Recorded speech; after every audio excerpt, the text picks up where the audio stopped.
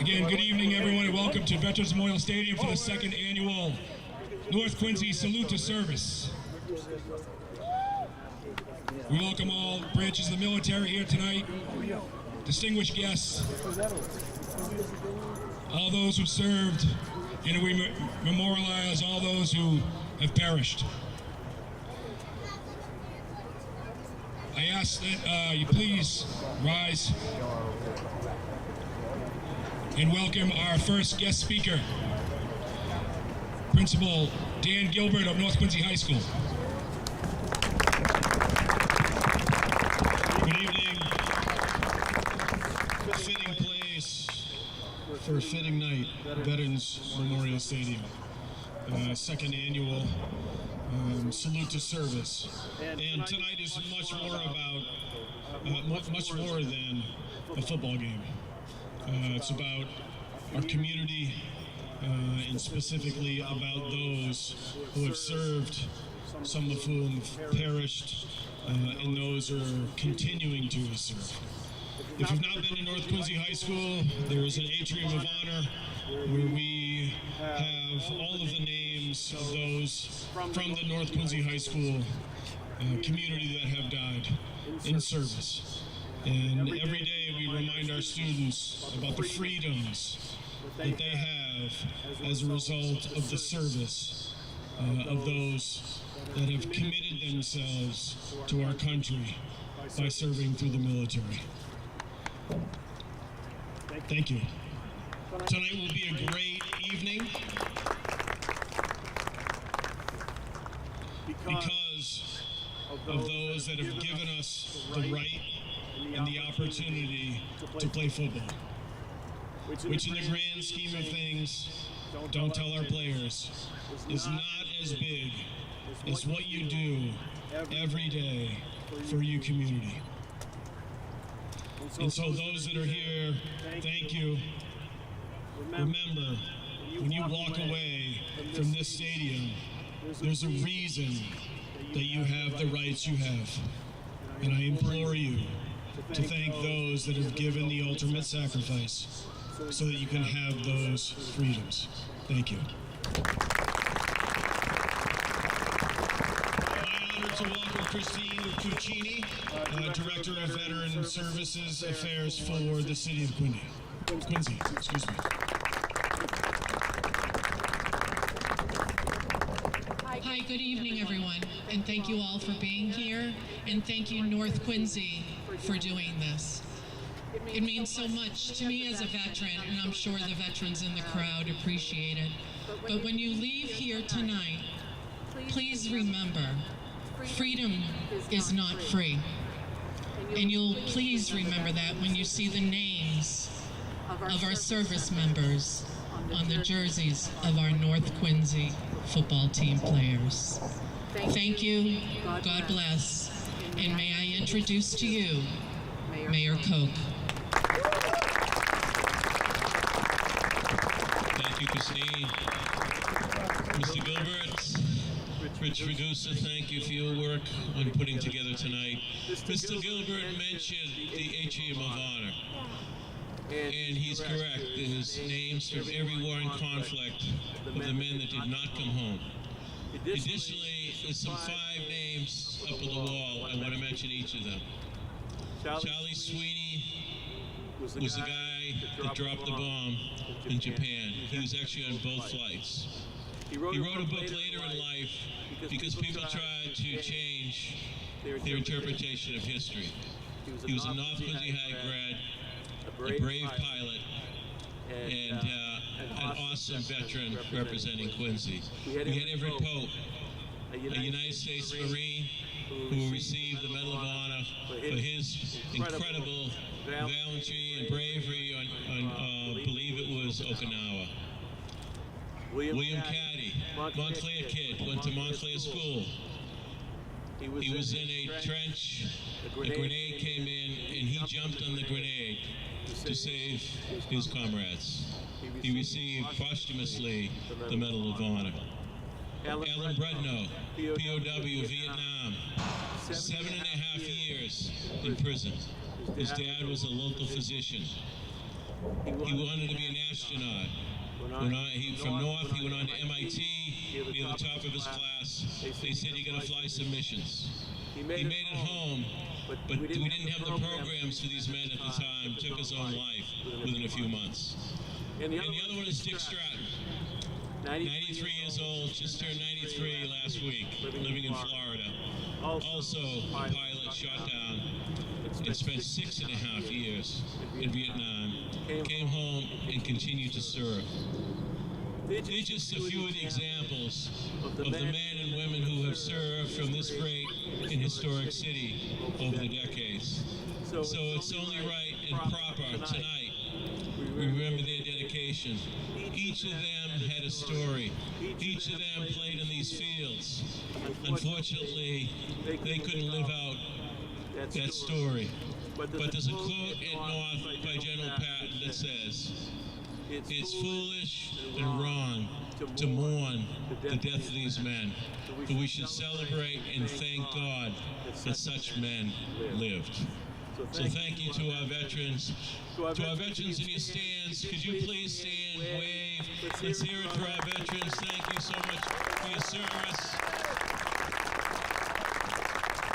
I'm a proud son of a World War II vet, a brother of a Vietnam vet, and a father of a Marine. So I'm certainly grateful to all the great service from this city and to our current members. Thank you. Whatever your faith tradition is, when you say in your prayers tonight, remember those that are currently serving, those that are deployed all across the globe in the defense of peace. And we have many from Quincy serving today.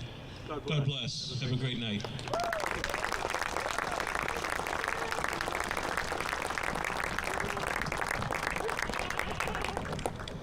Thank you, Mayor Koch, Ms. Cugini, and Principal Gilbert for those touching speeches. At this time, I'd like to introduce taking the field, your 2024 North Quincy High School Red Raiders.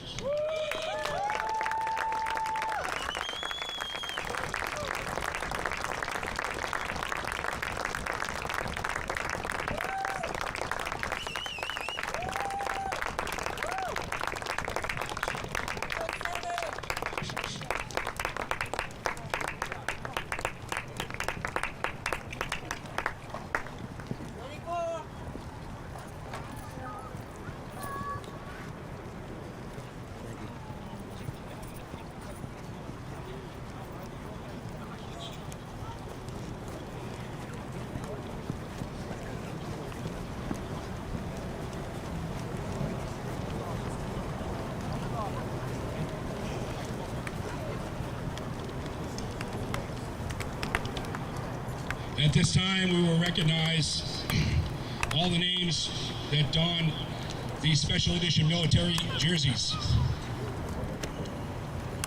There are 63 North Quincy High School graduates that were killed in action throughout the various wars, World War II, the Korean War, Vietnam, and Operation Iraqi Freedom. Also, there are 8 others distinguished military honorees that we have on these jerseys. At this time, we recognize the honoree on the back of the jersey. Number 2, James C. Adair, World War II.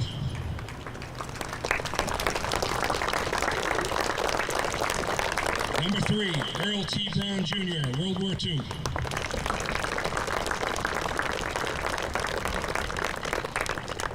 Number 4, William R. Caddy, United States Marine Corps, World War II, Congressional Medal of Honor. Number 5, Gerard E. Cameron, World War II. Number 6, Kenneth C. Clifford, World War II. Number 7, Robert S. Coleman, World War II.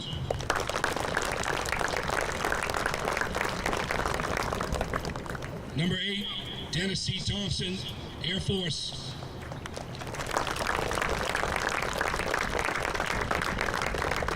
Number 9, Joseph L. Corrigan, World War II. Number 10, Stanley R. Cromwell, Crowell, World War II.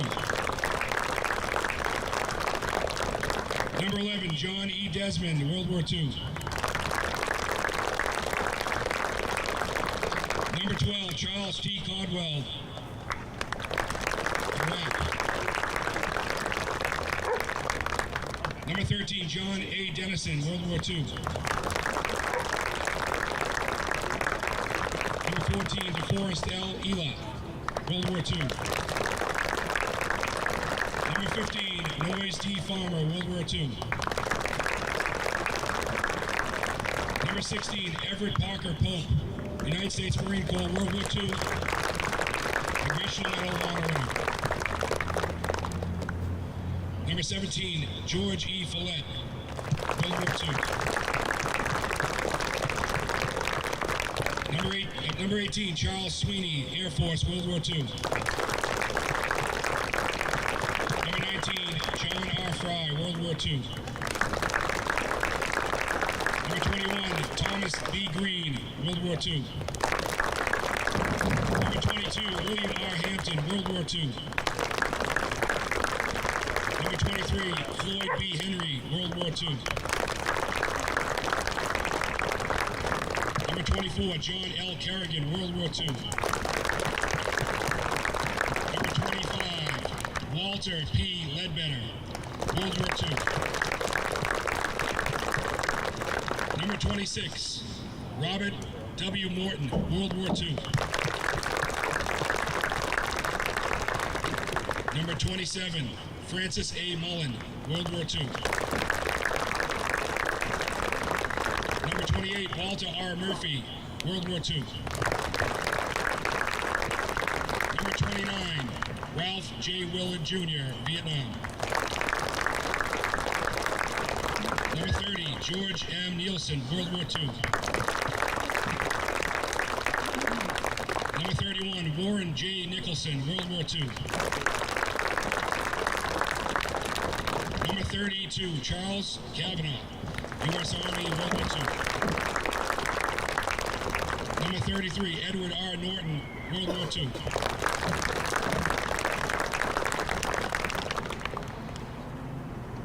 Number 34, Guy L. Page Jr., World War II.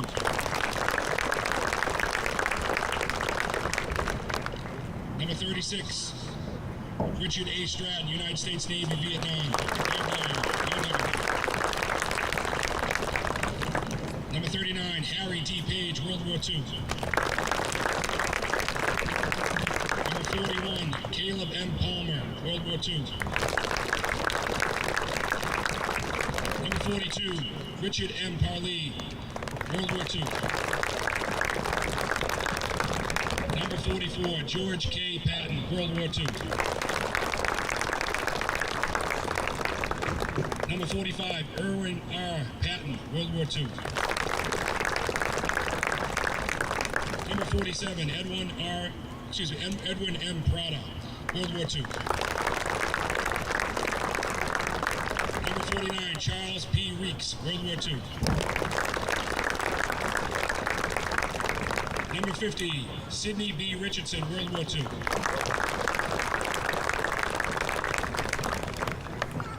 Number 52, Robert W. Rydell, World War II. Number 53, James R. Rouse, World War II. Number 54, Carlton S. Stoyle, World War II. Number 55, Daniel J. Sullivan, World War II. Number 56, Ralph W. Sullivan, World War II. Number 57, Charles S. Taylor, World War II. Number 58, William O. Vidot, World War II. Number 59, George S. Walker Jr., World War II. Number 63, Richard H. Walker, World War II. Number 64, Charles R. Watkins, World War II.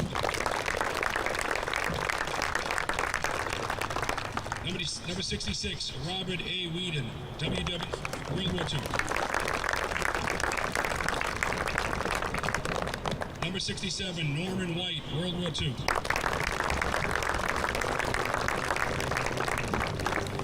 Number 68, Robert L. Adams, Korea. Number 69, Albert J. Bergeron, Korea. Number 70, Thomas Bishop, Korea. Number 71, Martin R. Keefe, Vietnam. Number 72, Lee H. Favorite, Korea. Number 73, Robert J. Foley, Korea. Number 75, Daniel N. Gilbert, Korea. Number 76, Bernard A. McDougall, Korea. Number 77, Albert L. Rogers, Korea.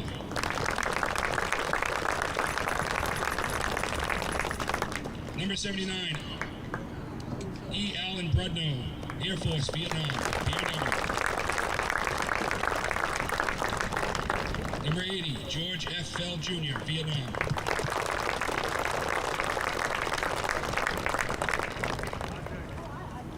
Number 78, Brian P. Ahern, Vietnam. Number 80, George F. Feld Jr., Vietnam. Number 81, Peter Jerry, Vietnam. Number 82, Richard J. Vasconcelos, Vietnam. Number 84, Lawrence E. Soroy, Vietnam. Number 85, James A. Stark, Vietnam. Number 87, Daniel O. Sullivan, Vietnam. Number 88, William F. Teagan, United States Marine Corps and U.S. Marshal Service, Vietnam. Number 89, Gary J. Webb, Vietnam.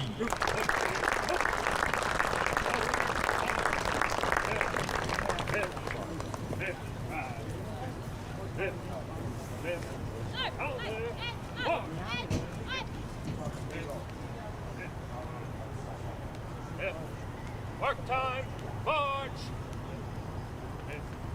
And halt! And make!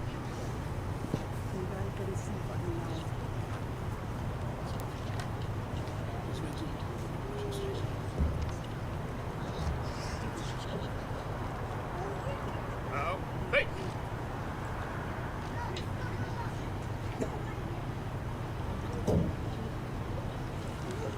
National anthem, Chooch. No. Hold on. No. Hey, Rolling Thunder, Chooch. Rolling Thunder. At this time, I'd like to recognize the Rolling Thunder Motorcycle Organization as they will present the game ball.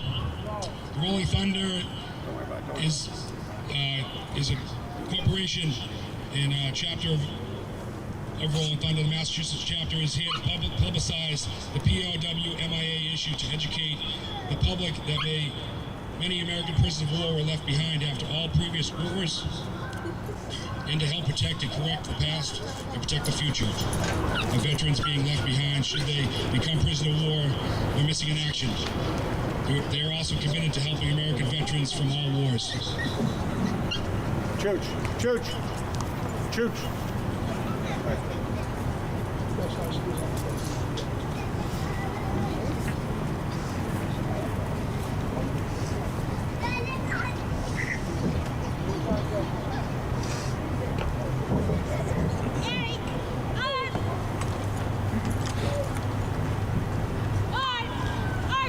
At-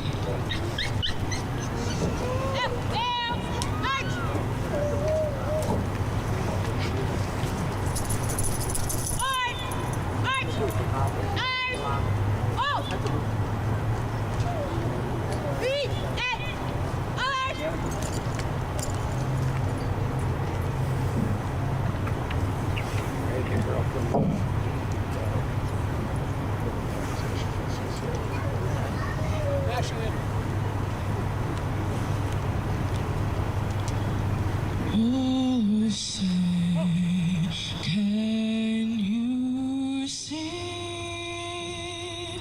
by the dawn's early light what so proudly we hailed at the twilight's last gleaming, whose broad stripes and bright stars through the perilous fight o'er the ramparts we watched were so gallantly streaming, and the rocket's red glare, the bombs bursting in air, gave proof through the night that our flag was still there. Oh, say does that star-spangled banner yet wave o'er the land of the free and the home of the brave?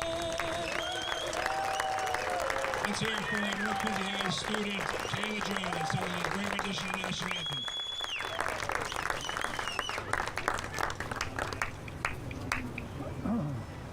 We just got to do our traditional happiness.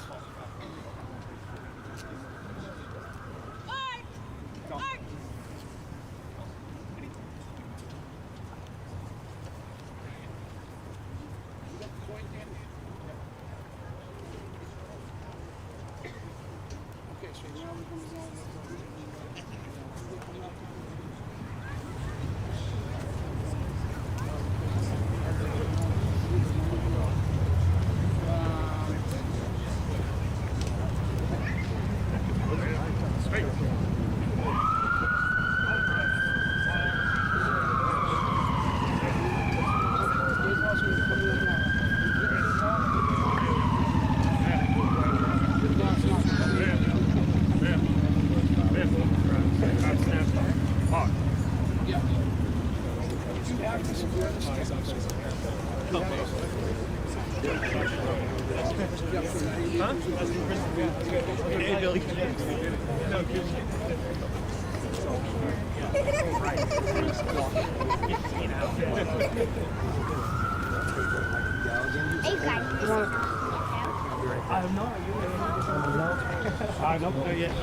At this time,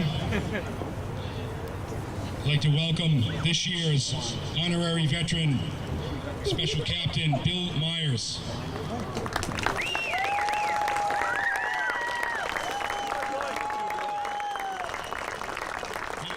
Bill Myers was a U.S. United States Marine Corps veteran, Lance Corporal in the United States. Served in Vietnam, Quang Tri province from 1966 to 1968. He's the grandfather of North Quincy class of 2016, Aiden Brown, who played football at North, and also 2014 captain for North Quincy, Ronan Brown, and sophomore Gavin Brown.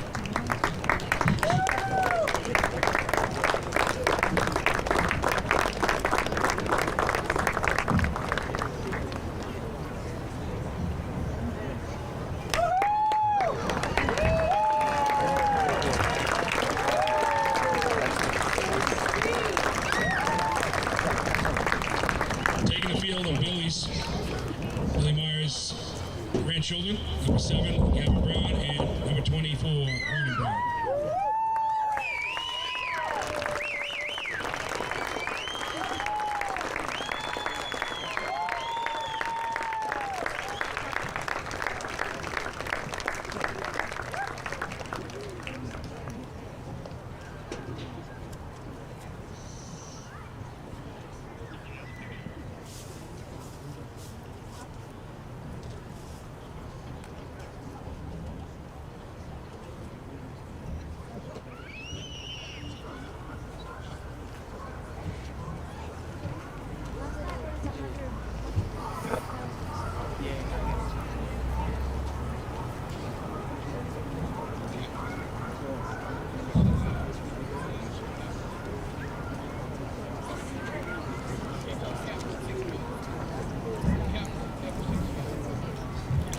At this time, the captains for Pembroke and North Quincy will take the field.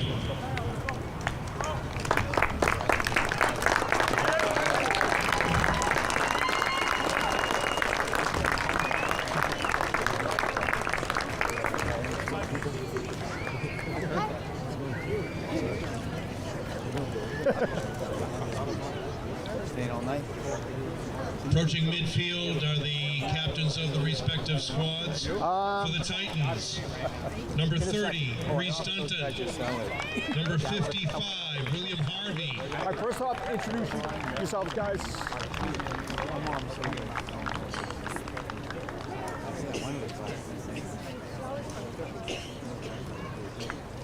Number 18, Jaden Leonard. All right, guys.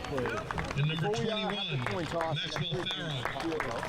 For the Raiders, number 17, Mikey Galligan. Number 3, Marquise Rodriguez-Smith. Number 13, Michael. Number 2.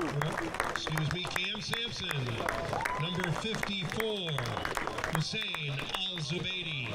And number 24, Ronan Brown.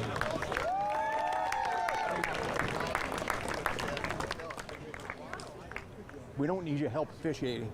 So, if you think you're getting blocked in the back or held, don't turn around and complain to us because you just missed the play, okay?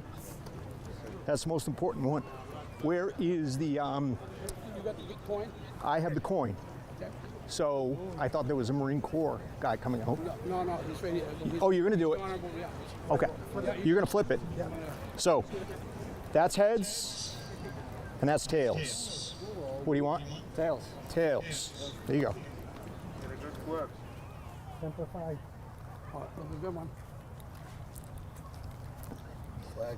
We have tails. He won the toss. Tails. Yep. What do you want? Want the ball? You want the ball, okay? Which goal do you want to defend? This one. Okay, back's over there. You guys over here with me. White has won the toss and elects to receive. Guys, shake hands, bring your teams out. Let's have a good game. Sir. Period before kickoff.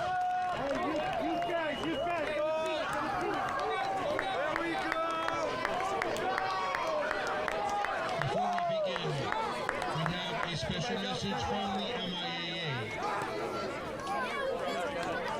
Participating student-athletes, coaches, and contest officials have worked diligently to prepare for today's competition.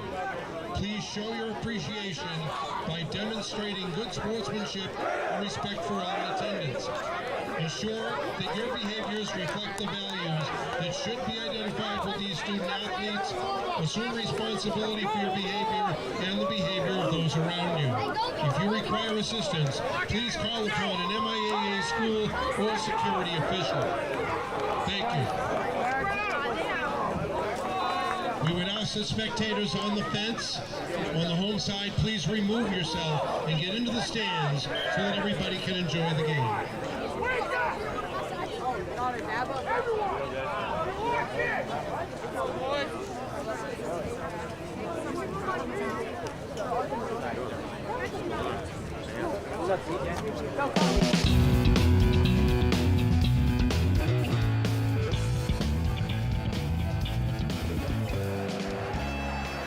Throws it into the end zone. Touchdown!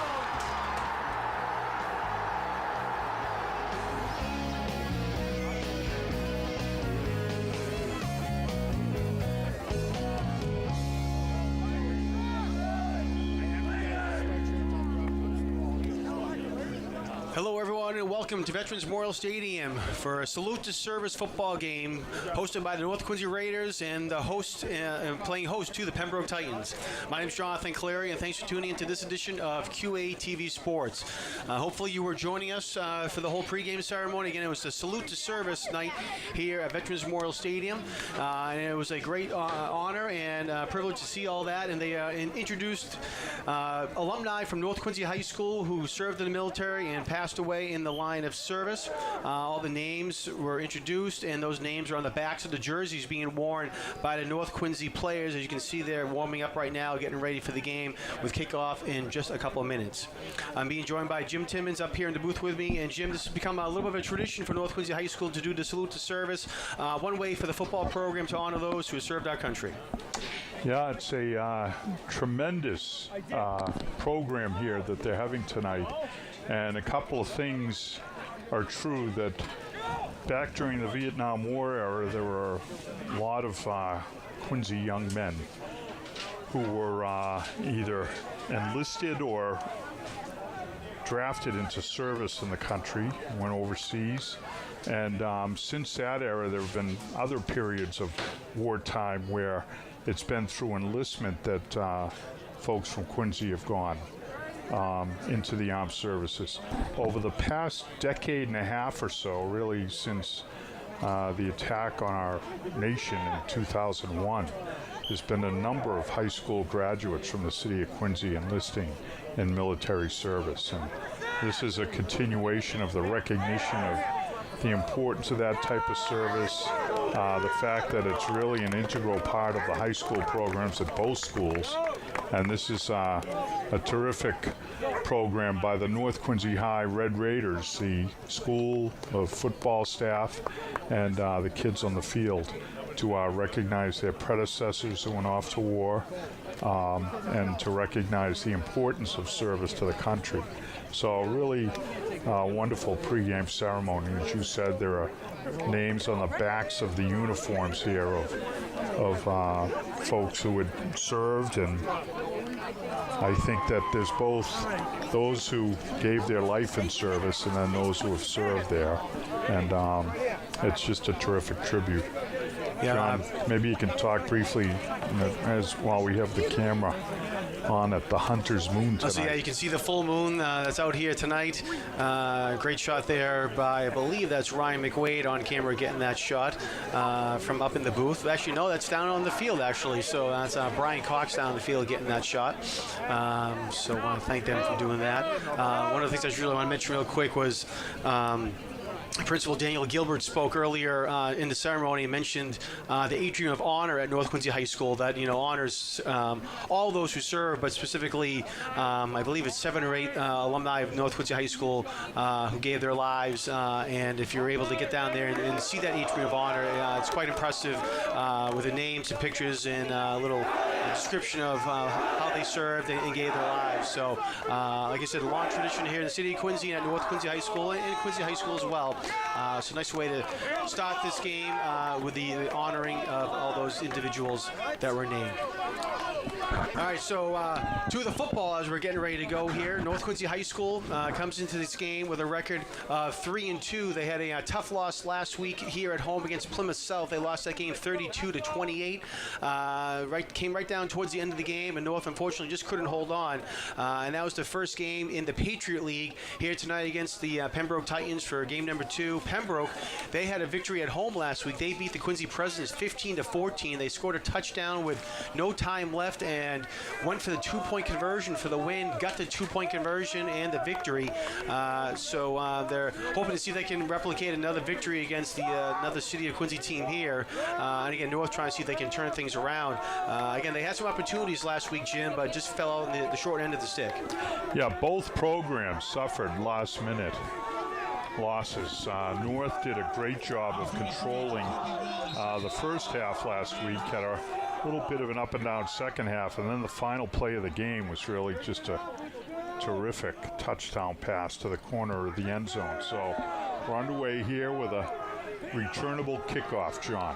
All right, caught at the 15-yard line, Ben Pembroke, and nice return there by number 7, David Kamia. Got the ball out to about the 34-yard line, where Pembroke will start its offense tonight.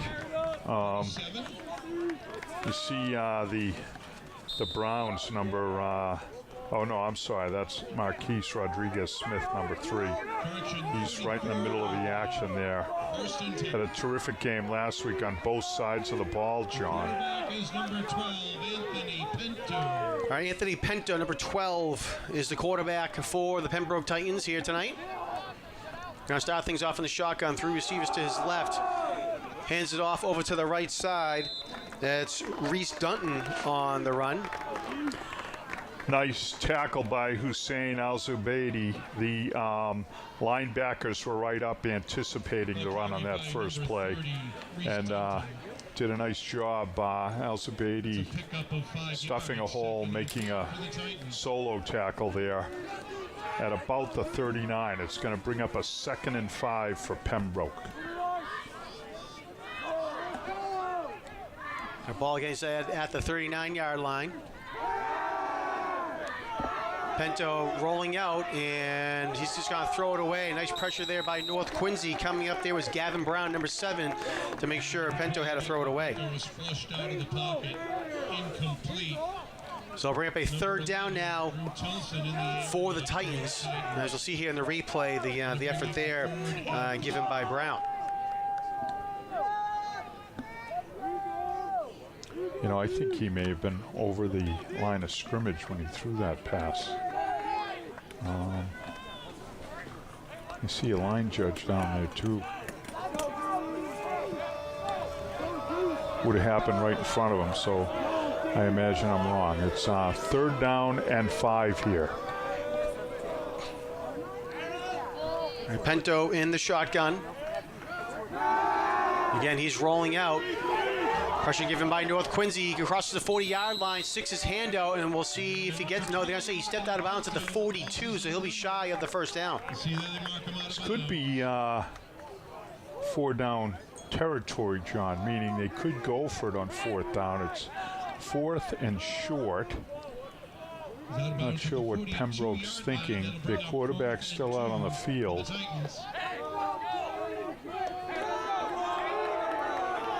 And it looks like they're going to go for it. This is a big 4th down play where we're getting right down to it here with less than a minute gone in the first quarter, John. Big play for the Red Raider defense.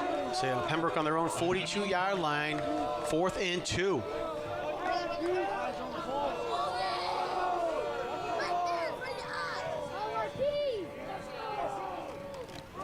Pinto hands it off. Nice job. Actually, no, he keeps it himself. Excuse me. Over to the left side. He has the first down and more.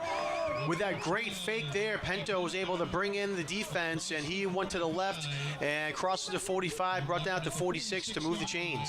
Result of that play is a touchdown. Yeah, that time he ran behind his big left tackle, Pat Shanley, number 51, who did a really nice job of tying up the Raider linebacker who was looking to contain the edge. So they pick up a big first down here and keep their opening drive alive, John. They get a ball at the 46-yard line. Pinto passes over to the right side. He goes through the hands of his receiver, and luckily for Pembroke, it wasn't intercepted. Pass was intended for Drew Tilson.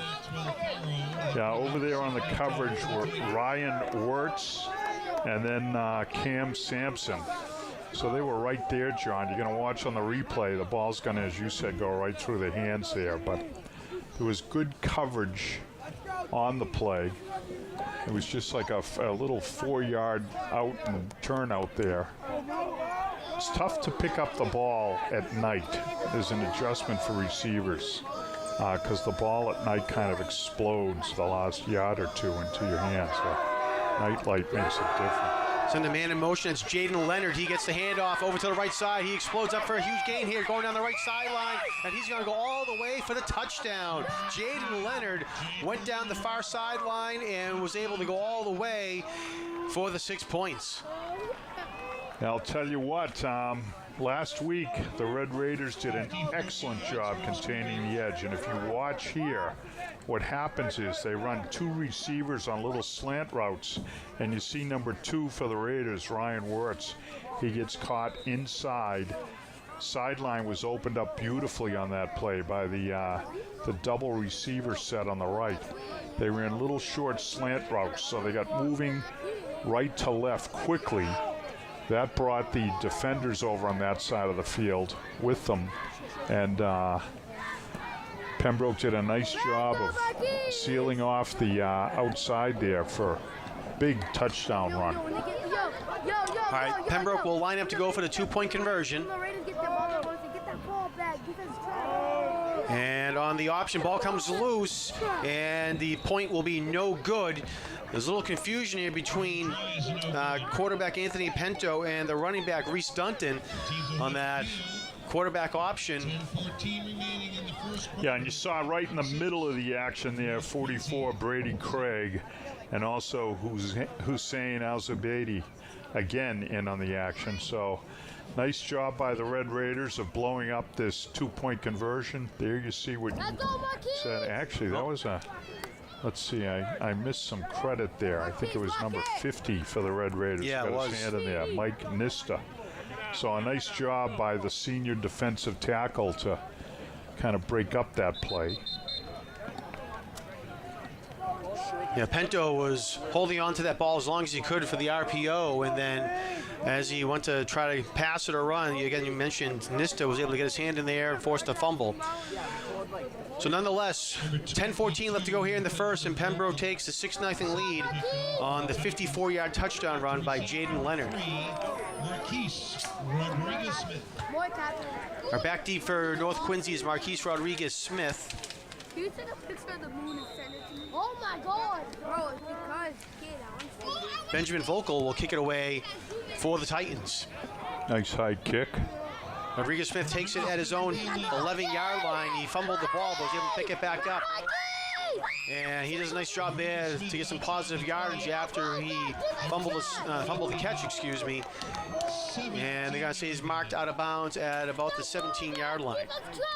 Yeah, as I mentioned, it's very difficult in a night game. You have to adapt to the football. Those who are receiving it on a pass or a punt or kick. It's very difficult because the last couple of yards or so, the ball really explodes on you. You saw that happen there. But a nice job by the receiver to play it cleanly, pick up some yardage, as you said, positive yardage. And here comes the Red Raider offense, John. All right, Mikey Galligan, the quarterback for the Red Raiders. He's going to hand it off to number 7, Gavin Brown. Brown goes over to the far side, and he'll get brought down at the 20, maybe the 21. Gavin was at midfield just a few moments ago with his grandfather, Bill Myers, a North Quincy grad, North Quincy football alum, and grandfather to two of the Browns on the team here. We'll talk about them in a moment. Second down for North. Pass is complete to Ryan Wirtz over the right side. He's at the 24-yard line, and that's where he's going to get stopped with forward progress. To the 25.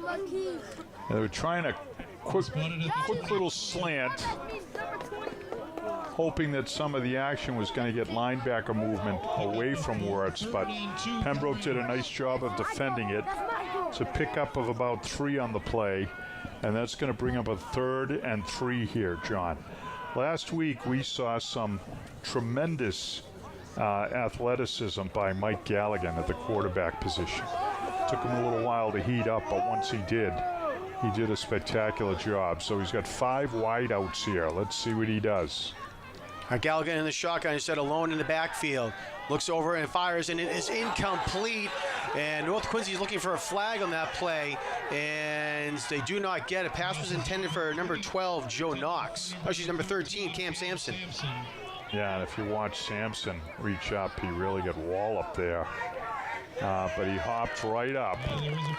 Now, he's coming off the field, and he's awfully chippy. He's very upset about the hit. We'll see what the officials say about it.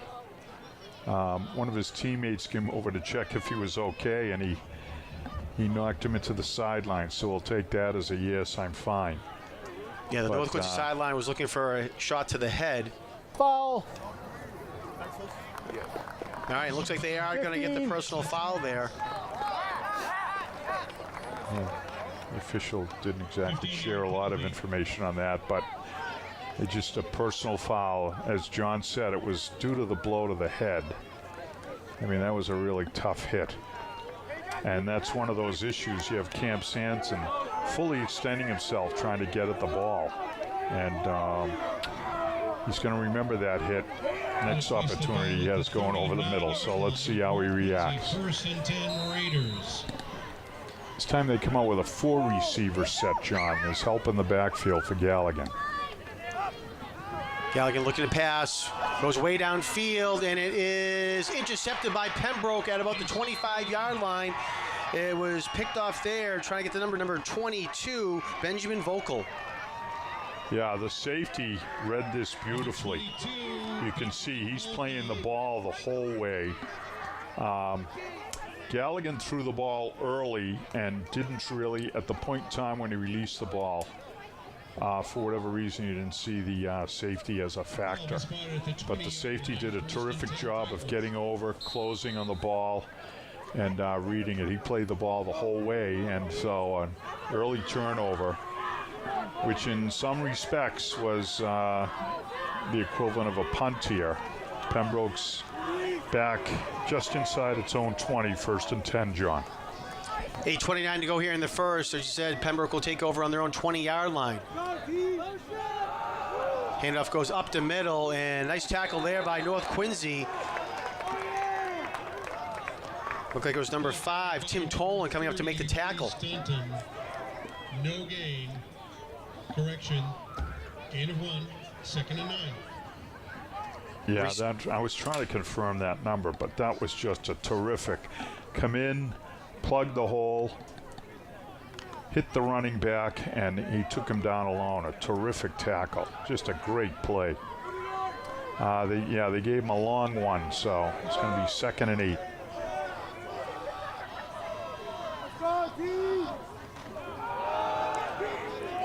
And Pinto keeps it himself, and he's going to regret that, as coming up there to make the stop was Muhammad Al-Zabadi. Taken down by a swarm of Raiders. Yeah, Al Zabadi, you see him, he's got them all wrapped up, the quarterback, and he was on the quarterback so quickly. That was one of the issues there, because you can see the quarterback almost looking confused there just before the tackle occurred. So Al Zabadi did a terrific job of penetrating into the backfield, then wrapping up the quarterback and tackling him for what was a 5-yard loss. So great job by the defense here. It's going to bring up a 3rd and long. 4 receiver set now for the Titans. Ball spotted at their own 17-yard line. Pento looking, and it is complete to number 13, Michael Geese. And they're going to say he is down at about the 26-yard line. Nice job by Geese of getting past the stick. They needed to get it. Oh, wait, I beg your pardon. He's short of it. To the 26. They won't be going for this one. It's a 4th and 3.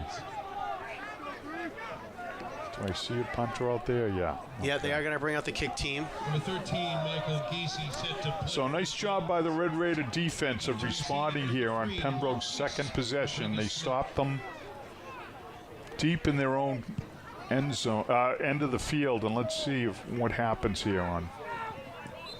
Well, smart play there. Yeah, it was Marquise Rodriguez Smith. He ended up calling for the fair catch as it was rolling toward him. And I think you see the official there saying he needs to get his hand up a little bit higher to signify the fair catch. And as you can see, there was a line drive kick here by Pembroke. Yeah, not a very good one, and they're lucky about the bounce. Rodriguez Smith played it cleanly, but based on his earlier experience there, he wanted to make sure there were no issues. So Red Raiders are going to start with good field position. 1st and 10 at the 34, John. Galligan, nice pass there, complete to Ryan Wirtz. Wirtz trying to fight his way forward, and with forward progress, they're going to mark him down at the 41.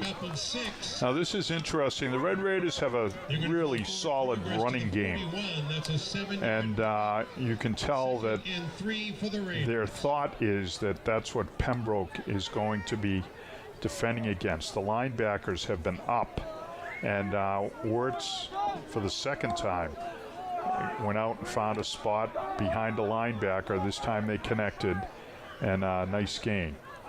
Pembroke showing blitz. They bring a little bit of pressure. Handoff goes to Tim Tolan.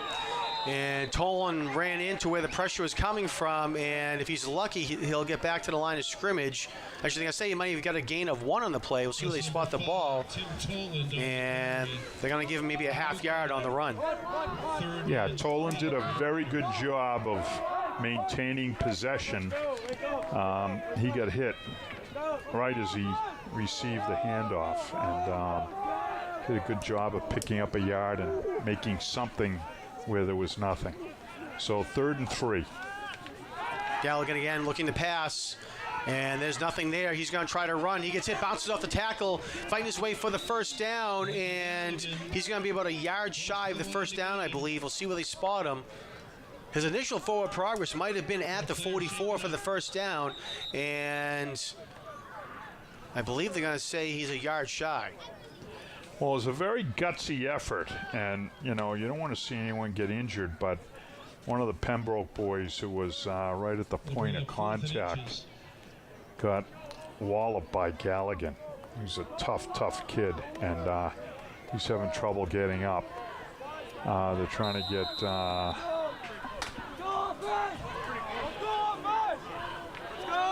I think they're going to get him off the field and take a look at him, but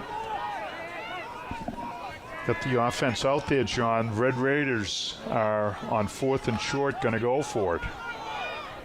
So, gutsy call here. Coach Craig. All right, Galligan keeps it himself, and he has enough for the first down, crosses the 45 up to the 46. Nice job by the offensive line of getting off the ball with some good drive. Galligan tucked in behind them and pushed it past the 45 to the 46 for the first down. And then you see on the replay, nothing fancy about it. It was just pure brute push. coming out of the huddle quickly here with 5 wideouts, John.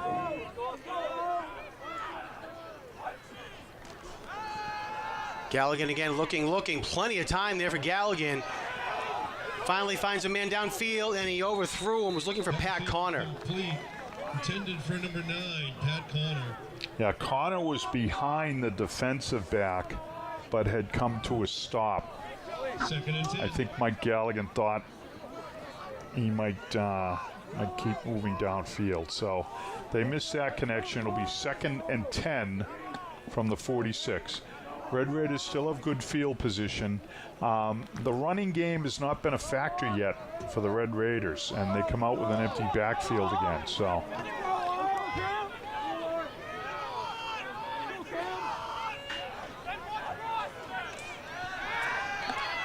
Galligan again looking, has more time down the middle of the field. Passes complete.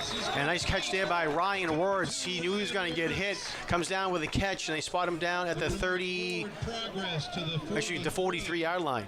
Result of that play. The line is doing an excellent job of protecting Mike Galligan. They're giving him plenty of time.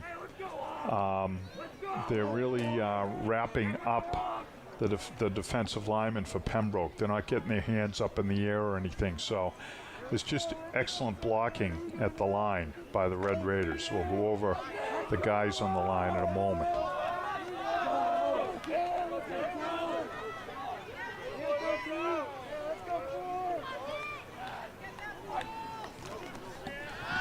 Galligan rolling out to the far side, and he fires and it gets tipped, but it's caught by North Quincy. Was tipped by one receiver, but then was caught by Marquise Rodriguez-Smith. So a little bit of luck there for North Quincy, as you see here in the replay. Well, I call it a heck of a lot of skill. I've been talking all night about how difficult it is to catch the ball at night, but a tip ball is tough at any time, John. And Marquise did a terrific job of focusing, staying in the play, and taking in the tip ball, the tip pass. So Red Raiders are down to the 20, the Pembroke 20. Got a little drive going here. Let's see what they can do. 1st and 10 from the 20. Play action fake over to the right side, complete to Wirtz. Wirtz puts his shoulder down, goes over a couple of receivers and picks up an extra 2 or 3 yards there. Great job there by Ryan Wirtz. Yeah, Wirtz again just doing a little turn in behind the linebackers. And that's a pickup of 8. Mike Galligan here, you're going to see in the replay. Watch how quickly Galligan gets rid of the ball. That's a bang play before the linebackers can do anything.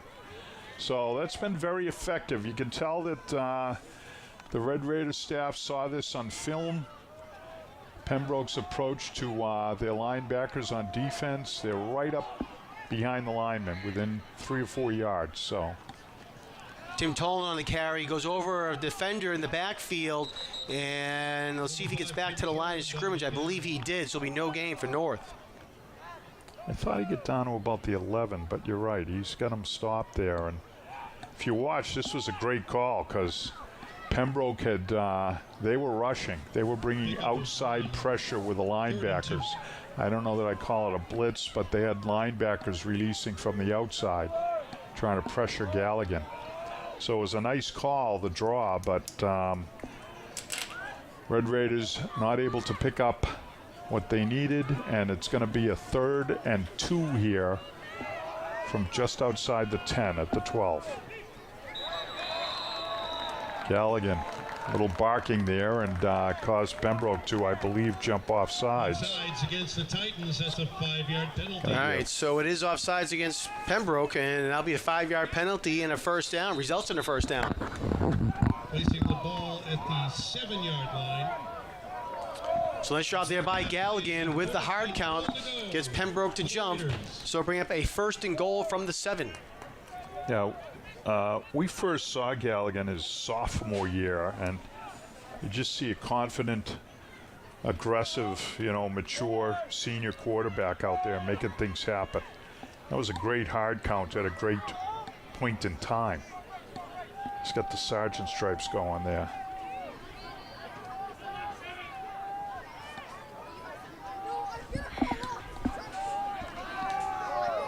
Galligan being pressured, and he's just going to throw this one away into the corner of the end zone. Nice job by Galligan to get away from the pressure. Yeah, now Galligan is backing up on his back foot outside the 20 and pretty effortlessly just aired it out of bounds there. A lot of high school quarterbacks would have had trouble getting the ball out of their hands and out of play. But for Galligan, that was an easy dump, actually a very good play on first down, avoiding a loss. It's going to be 2nd and goal from the 7. Galligan rolling out, has to go reverse his field, picks up a nice block there, and he jumps, throws, and it is caught in the end zone. Touchdown, North Quincy. Another ball that got tipped, and Cam Sampson comes up with it. A great play there, first by Galligan and then by Cam Sampson for the 6 points. Yeah, on replay, let's see. I think Galligan may have seen Sampson in the background there. That's who he threw it to. Let's see what happens. In the quarter. Yeah. He did. I thought Tolan tipped it, but he did not. Yeah. So great job by Galligan of buying time. Sampson getting open and making a really nice catch in the back of the end zone. So let's see how this point after goes. Nicely done. The point after is good. Special teams, which really performed very well, flawlessly, I would say, last week. Did it, here on their first opportunity, the point after. It was a good job by the holder, and the point after is through, and the Red Raiders playing some aggressive football here, John, to get back in the game.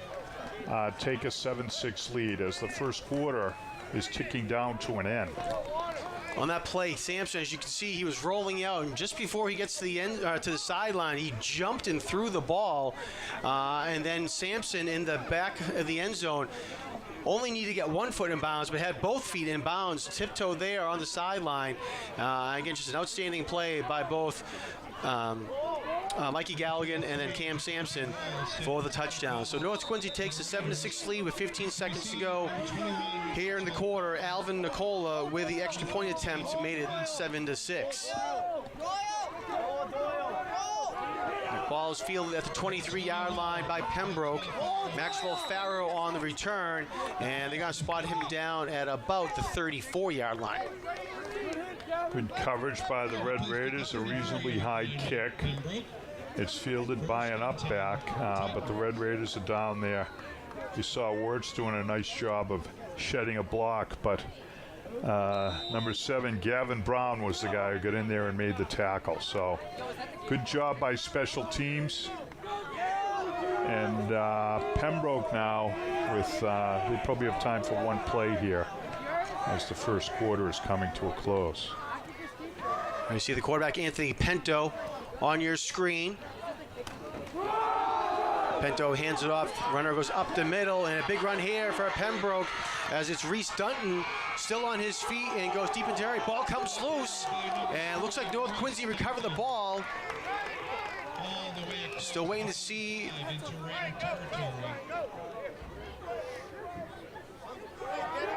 And North Quincy ball was waiting for a signal from one of the officials, and they're going to say it's North ball.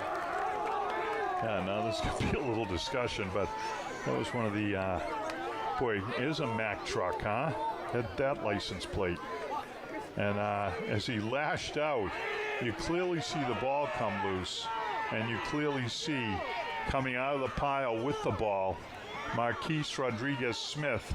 They're all looking for signals. That official looks like he's signaling with his left arm. There's Red Raider ball, but he, I don't know that you'd want that guy to be your primary witness in a lawsuit. There was nothing decisive about that call. Well, you can see both teams were standing around waiting for some sort of idea. Yeah. But nonetheless, so North takes over with 1 second left to go in the quarter at their own 32. I did say that would be Pembroke's last play of the quarter, John. And that was true.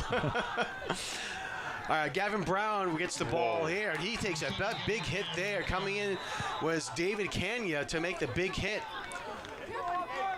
Yeah, after Brown have been stacked up, so hopefully Was the end of the first quarter. number 23 hit one of his own guys here.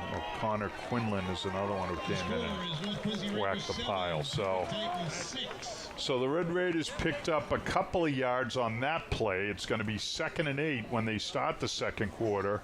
They're moving down to the south side of the field. They're now going to go from our right to our left.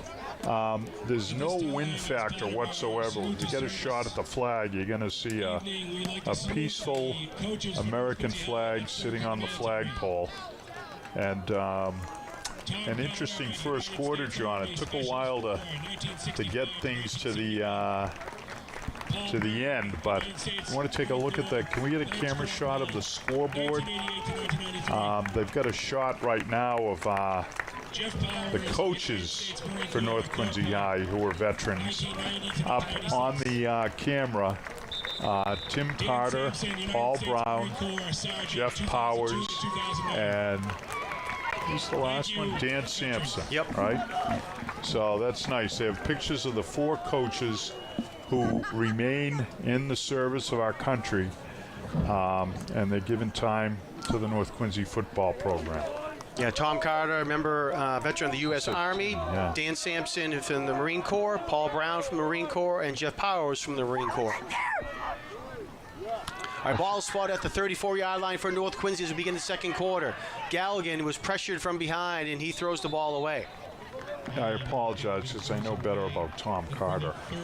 I was trying to read things off the board, but Tom Carter's been with the North program for well over a decade. He knows all the kids well. He's highly respected. And that's nice to have them honored between the first and second quarter. They put them up on the scoreboard, and there was a nice round of applause from the fans. Nice recognition.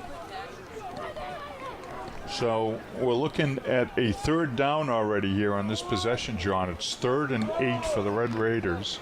They have the ball on their own 34, I guess. They're a little short of the 35. So let's see what they can do. All right, Galligan in the shotgun has 2 receivers to either side. Galligan, plenty of time to pass, looking for a receiver to get open. He fires and it is incomplete. Was trying to find Cam Sampson down on the Pembroke sideline, and that was a bullet that he threw, and Sampson just couldn't bring it in, as you'll see here on the replay.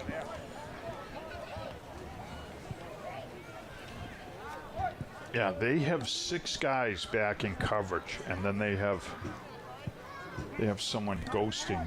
They have a linebacker who's up in the middle of the field watching Galligan in case he takes off. So they've got 7 guys back, and they're pressuring with 4. Red Raider offensive line's done a good job of handling that pressure, stunts and whatnot, and a great kick there by Mike Nista, fielded by Maxwell Farrow at the 27-yard line. Farrow going down the left sideline, has some space, has a blocker in front of him as well, and it looks like he's going to get knocked out of bounds at about the 35-yard line. that guy had space and he's got speed. He's listed on the roster as an offensive lineman, but I'll tell you what, he's made some things happen out there tonight as a running back.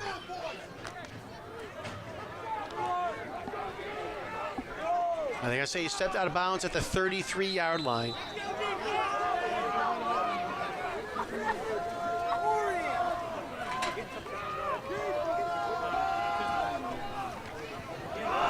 Handoff goes to Reese Dunton. Dunton flows over to the left side, picks up the first down and more. He'll finally get dragged out of bounds. Flag is thrown on the play, and they're going to say he stepped out at the 18-yard line. But again, there's a flag down. There is a flag on the flag is in the area where you generally find a hold. I happen to be watching number 21. Holding! Yeah, it is a hold. 10-yard penalty. Still first down. I happen to be watching Maxwell Farrow on that particular play, John. He lined up as a flanker back, and he went in almost like a pulling guard and made a terrific block in the hole to free up the running back. I think the hold happen on the outside. But First and 6. Pembroke's got some nice, sophisticated stuff they're doing offensively here with their blocking sets, and that time a hold sets them back. And another flag is thrown. They spot the ball at the 30. That's going to result in the first down. So they spotted the ball at the 29-yard line, and I don't understand what's going on. They see, I just gave think him they're going to be just shy of the first down. Oh, it remains first down, excuse me. Did we hear what the call was? I did not know. Against the Raiders, 5 yards. And a first and run for the Titans.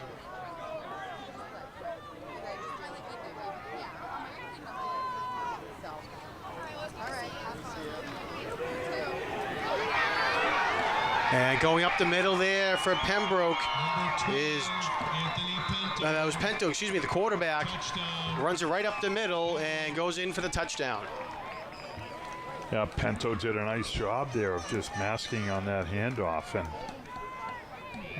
there were a couple of guys fooled on that one, 10:32 unfortunately. remaining in the first half. And Pinto went in pretty much unmolested on a nicely designed quarterback keep, where he pretty well faked everyone else out downfield there. So it's now 12-7. Pembroke's going to go for 2 again.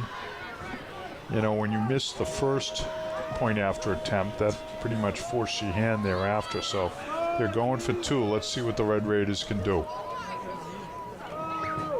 4 receivers set for Pinto. He's looking to his left. He fires, and it is caught for the 2 points. Jaden Leonard, number 18, with the 2 points.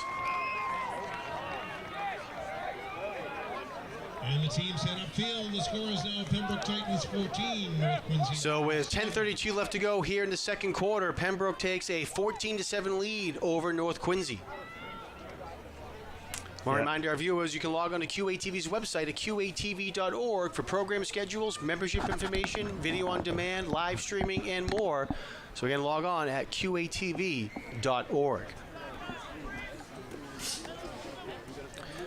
North Quincy High School will be on the road next week on Thursday, October 24th at Scituate, and then on the road again on Friday, November 1st for the final regular season game at Hanover. So 2 tough games for North Quincy to wrap up the regular season. Again, 2 of the top teams in the Patriot League. Scituate, one of the top teams in the entire state right now. So it'll be a tough final 2 games for the Raiders, especially being on the road. Yeah, in Scituate, they're very supportive down there of the high school program, so they'll have a good turnout for sure. Rodriguez Smith. Nice job there by Marquise Rodriguez Smith to pick up that ball as it bounced. Fielded it at about the 13-yard line, and we're going to see he stepped out of bounds at the 47. Steps out of bounds at the 47. Nice return by Rodriguez Smith. First and 10. He get the ball out just short of the 50, as you said, to the 47. Watch this little move here.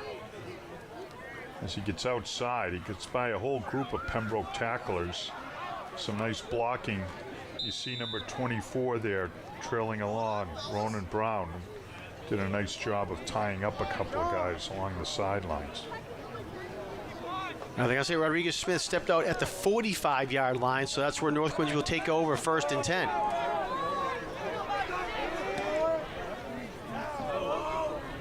Three wideouts to the right. Ball's on the left hash. There it is. Pass complete to Ryan Wirtz. Wirtz gets across midfield, and he's going to get brought down at the Pembroke 46. Close to the line to gain. I mean, that play has been nothing but successful. It's just shy by And, the second and run for the Raiders. It's interesting. North has really not got its running game, or tried to get its running game going. It's been, pardon me, all aerial. What do we have for stats on Galligan at this juncture? 7 of 12 passing for 68 yards, a touchdown, and an interception. Second down and 1 for the Raiders. They give it to Gavin Brown. does a nice juke in the backfield, and he's able to pick up the first down, avoided the defender, as you can see there, and they're going to say he's down at the 44, but it will move the chains. Excellent job by Gavin Brown. He's only a sophomore. Gavin is the younger brother of Aiden Brown, who some of you may recall was a big gun for the Red Raiders back in the glorious halcyon heyday of Danny Jackson in 2007. Their older brother Aiden was a terrific athlete for North Quincy. Talk about him more after this. Galligan again looking. Thought about running, nothing was there. Still trying to find some space downfield. Goes downfield, and it is caught but out of bounds there by Tyler Cromwell.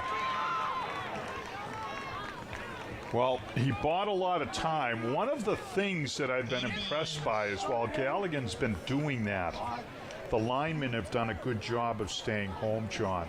On plays like that, that's when you end up with 5-yard penalties for linemen getting downfield. And the Red Raiders, who are well coached and executing in that regard tonight, the offensive line has done a nice job executing tonight. But that's one of the things. They have not get caught when Mike Galligan's doing his thing behind the line of scrimmage. North trying to set up his screen. It's complete to Tim Tolan. Has some space. Crosses the 35-yard line, and he'll have the first down. Nice effort there by Tolan. Flag thrown behind the play. The screen pass, there is a late flag. Tolan got tackled at the 33, but again, we'll see what the penalty is. And it's going to go against North Quincy. See what the call is.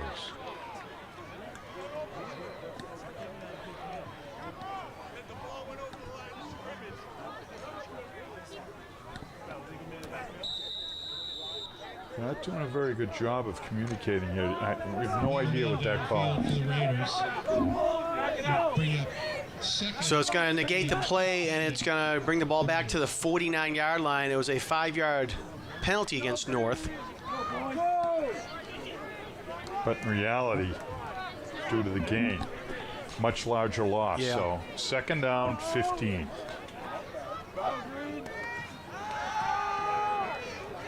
Galligan again trying to find something. Again, lots of time. Fires over the middle, and flag is thrown. Multiple flags. This is going to be pass interference against Pembroke. Pass was intended for Cam Sampson. Flag on the play. Sampson, there's a lot of chippiness going on down there. And Sampson had something to say to one of the defensive backs. Pass interference against the Titans. I think coach has to be careful here. He's out on the field, and Defense, the official's 15-yard not too penalty happy is going to with- result in a first down. All right, so as you heard there, it was a 15-yard penalty from the line of scrimmage, and it results in a first down. Now that's something manufactured by Galligan, John.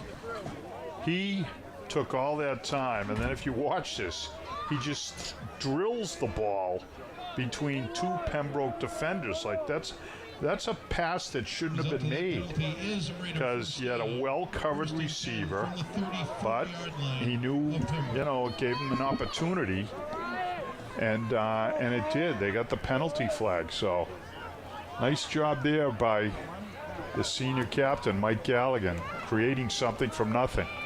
Pembroke showing blitz, and play is going to continue. Looked like they thought there was going to be offsides or false start. Galligan's still looking for something. Tim Tolan's open in the middle of the field, but he can't get it to him. And Galligan throws it over to the near sideline. Was looking for, I believe, it was Ryan Wirtz, but he was incomplete. Yeah, that time it got awfully helter-skeltery as Galligan. He wasn't so much looking down the field at a couple of points as trying to get away from white shirts, but he continues to look to make something where others would find nothing. And in that particular instance, the blocking held for about a 3 count, but then everything broke down. So it's going to be 2nd and 10.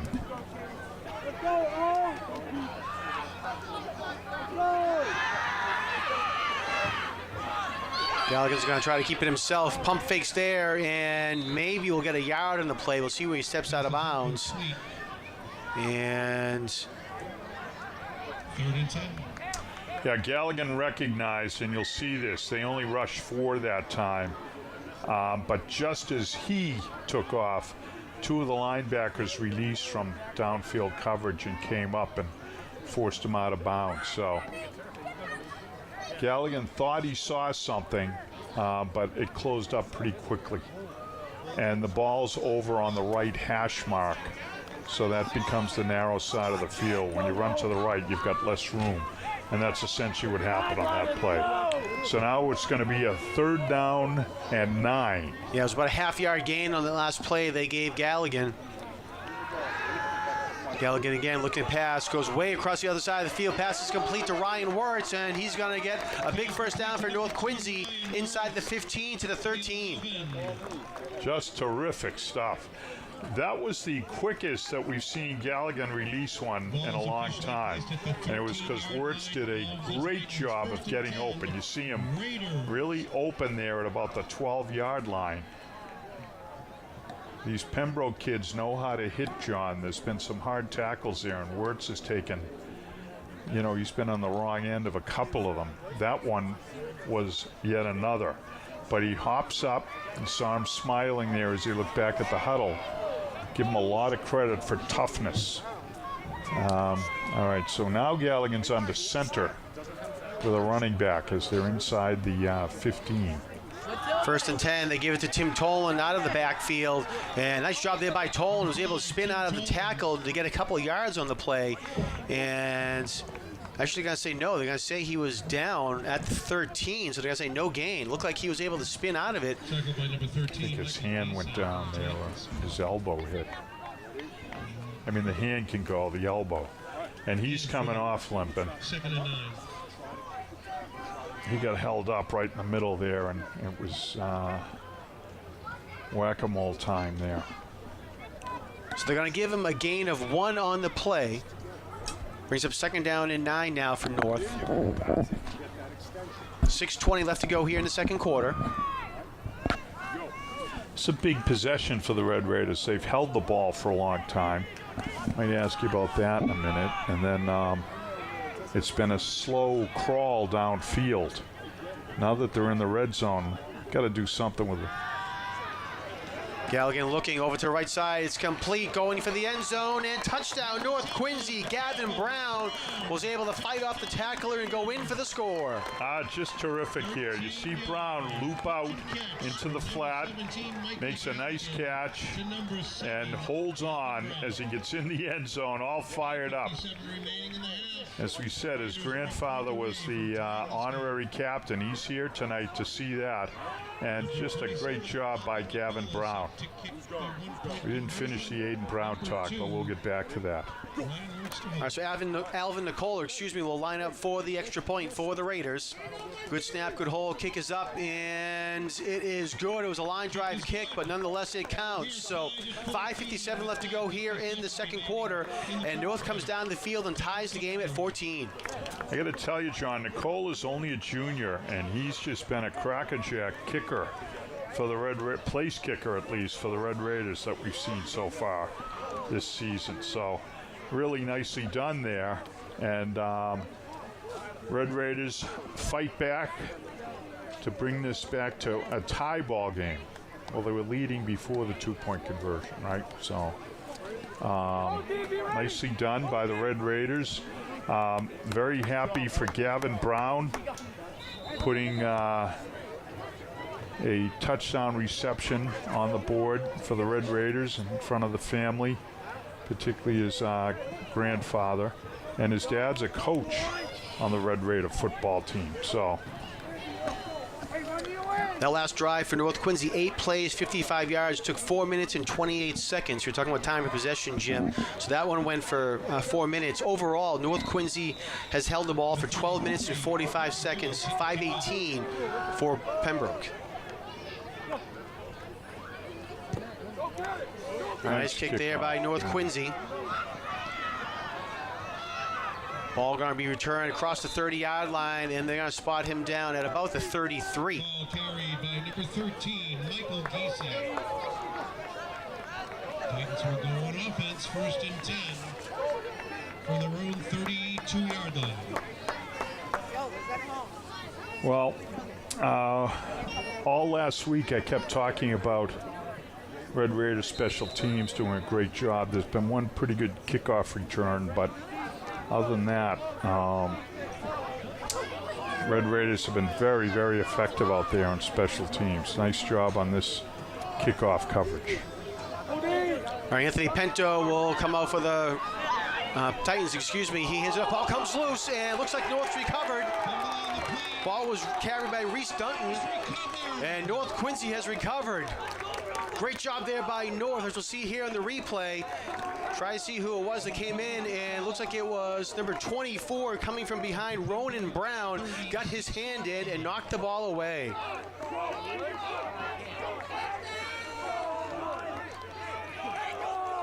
We were just talking about Ronan's brother, number 7, Gavin Brown. Ronan is wearing his brother Aiden's number 24. He's a junior, and his younger brother, number 7, the sophomore. So a huge play there for the Red Raiders. Huge play, because with 5:40 to go, they're at the Pembroke 36, John. They have the opportunity to take some time off the clock and get some points on the board. So it's a big possession for the Red Raiders in this first half. Trips receivers to the right of Mikey Galligan. Galligan's going to try to run it up the middle. Crosses the 35, gets brought down at the 34. Yeah, there was not a lot there that play. 2-yard pickup, 2nd and 8. Pickup of a couple of yards, going to be 2nd and 8 for the Red Raiders, just inside the 35. They're sticking with the aerial attack, John. On that, did you happen to know on the last possession what the stats were on the aerial? Or do you just have overall? No, I just have overall yards. Okay. I'm not too sure.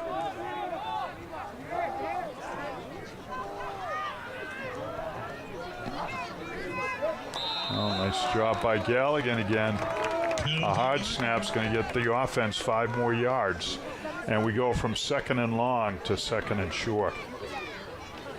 I should tell our viewers that John Cleary is the only play-by-play man in America who's doing play-by-play work while contemporaneously maintaining the game stats. What's up? The running stats. And he's got every play there. You can ask him about yardage, etc. All right, 2nd down and about 3 for North. Galligan looking to pass. Getting pressure from behind. He fires wide open. It's complete at the 16-yard line to Marquise Rodriguez-Smith. And he does a nice job to make a nice explosion there and gets knocked out of bounds at the 9, as you'll see here in the replay. Marquise Rodriguez-Smith. Yeah, just watch Galligan. He's just so calm and relaxed, and he's looking downfield. And it's almost impossible for the Pembroke D-backs to hold their coverage for as long as they're being required to here. And he isn't just open, he is wide open. So, really nice job by Marquise Rodriguez-Smith of staying alive and finding some green space. And once he did, Galligan just zipped the pass out there. And it's going to be 1st and goal from the 7, the 8 rather. Right about where they were prior to their first touchdown, John. All right, I will. I'm watching. Good to see you guys. Go, listen, I'm watching. That's it. Good. Handoff goes up the middle. Looks like it was Toland on the carry. Excuse me, no, that was number 7, Gavin Brown. And they're going to say with forward progress, he's going to get up to the 6. Number 7, Gavin Brown on the play. To the 6. One of the North players, his helmet came off on the field. That's why it's so important to buckle up there before each play. But as a result of his helmet coming off, he's got to come off for one play.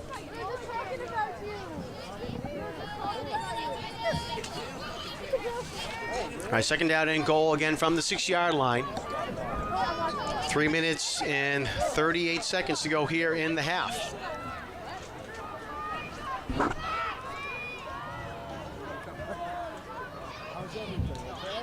Wirtz goes in motion, comes back now the other way.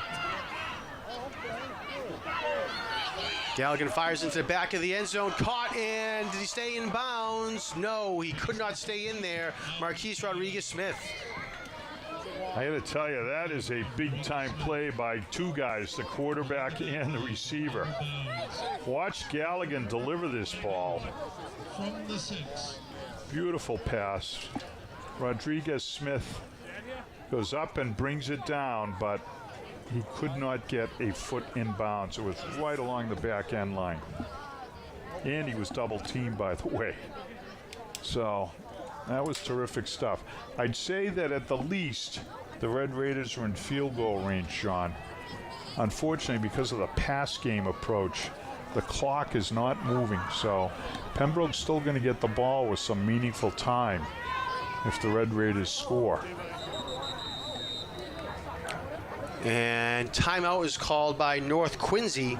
Yeah, there was confusion there on what they were trying to do.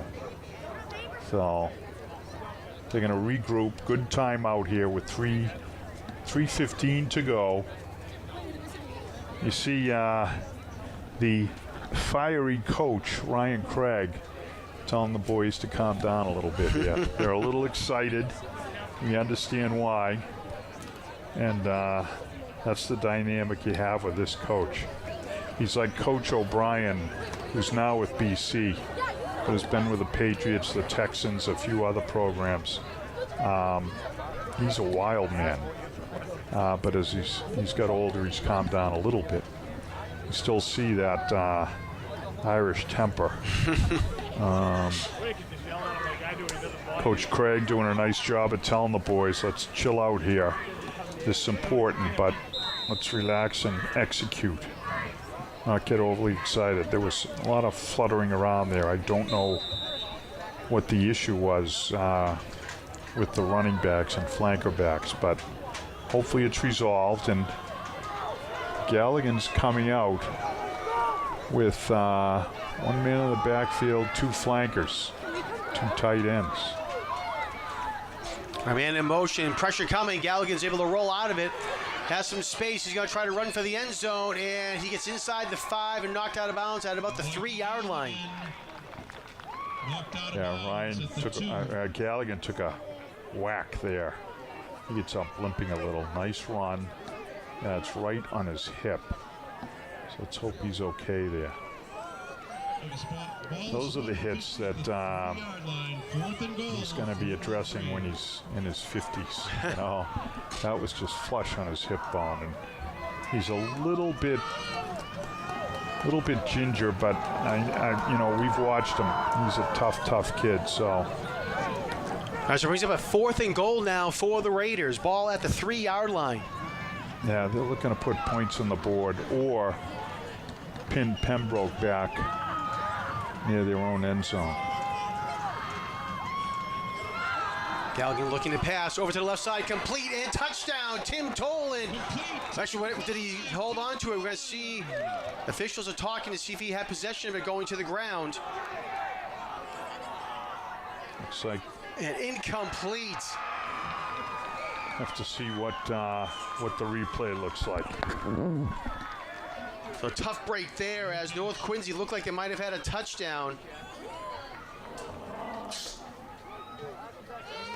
He had it and put it down in the end zone. Looked almost like a rugby touchdown there. Yeah, you could see, as you said, he had it and he went in and the ground caused a fumble as he was reaching out for the goal line, but the officials say it is not a catch.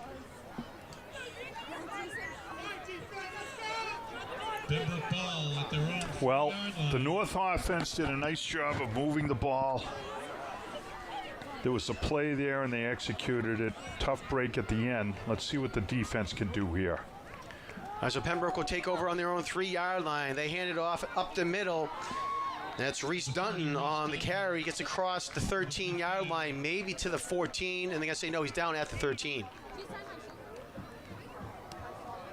Yeah, Dutton, he doesn't rely on the straight arm. He kind of lashes out. I don't know if we can catch a replay, but he looks almost like he's punching at people. And that's been a problem. That's been the reason for at least one of the fumbles. Correction, 13. So it wasn't enough for the first down for the Titans. Get ball at the 13-yard line, 1st and 10.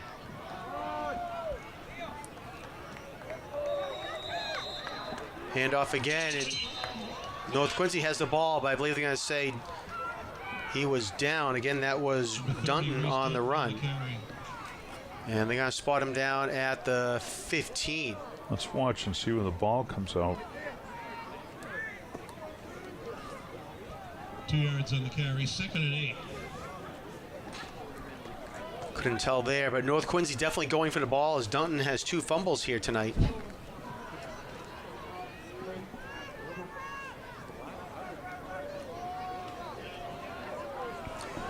Big 3rd down play. There's 1:45 on the clock, John. So Red Raiders would have some time here if they can stop.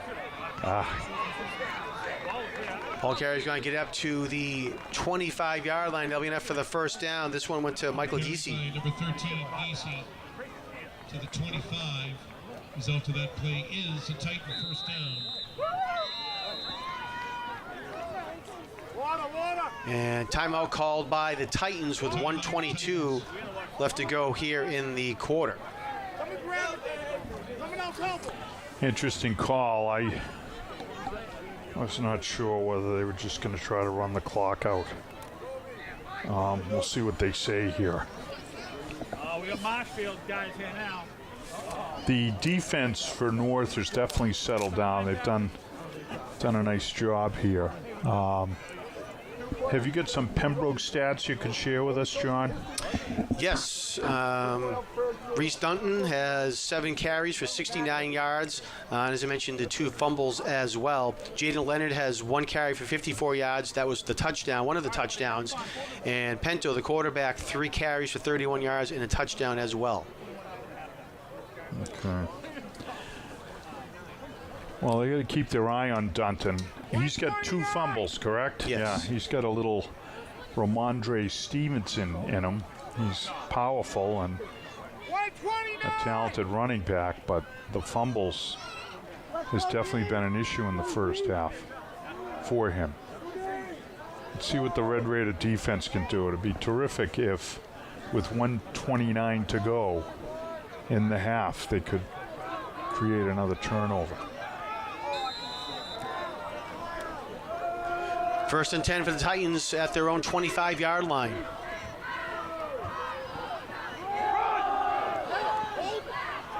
And a nice job there by North Quincy coming up there to make the big tackle. It was number 54, Hussein Al-Zubadi. Yeah, Al-Zubadi is having a terrific game for himself. It's really been very effective. Okay, no huddle. 2nd and 11. We're going to the air. There's a loss of 1 on that last play. Pass is complete over at the 31-yard line. David Kanya on the catch. And he goes out of bounds with 1:02 on the clock. So it's going to be a 3rd and about 4 here. 3rd and 4 for the Titans. 1:02 to go here now in the first half.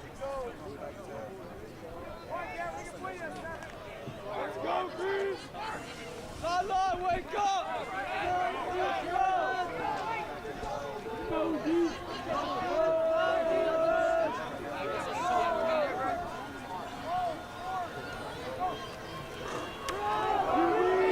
And quarterback is going to keep it himself. That's Anthony Pento on the keeper. 12. Crosses the 35 and gets brought down at the 37, and that will be a first down.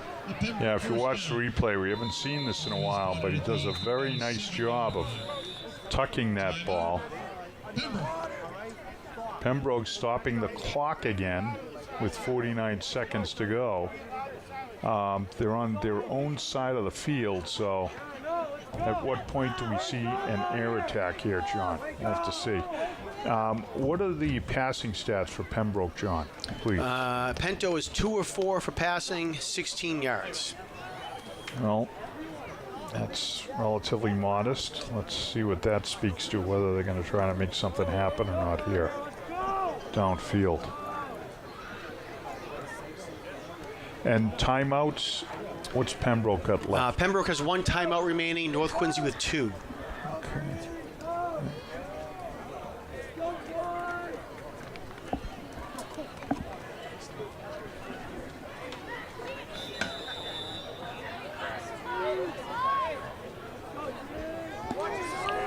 Well,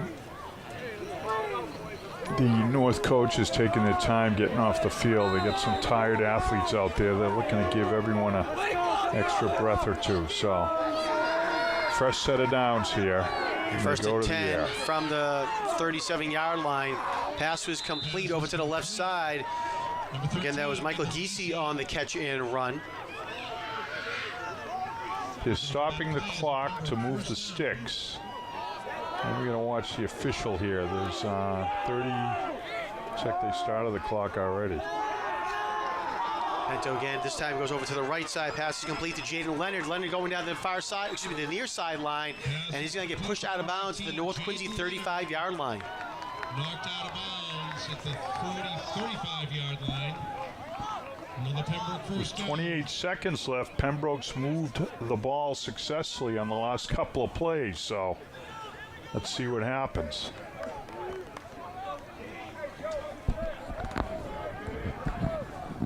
North's got to get up. They don't want to give up a big play, but they've got to get up and take away these short passes. It's a conundrum for the coaches and the players.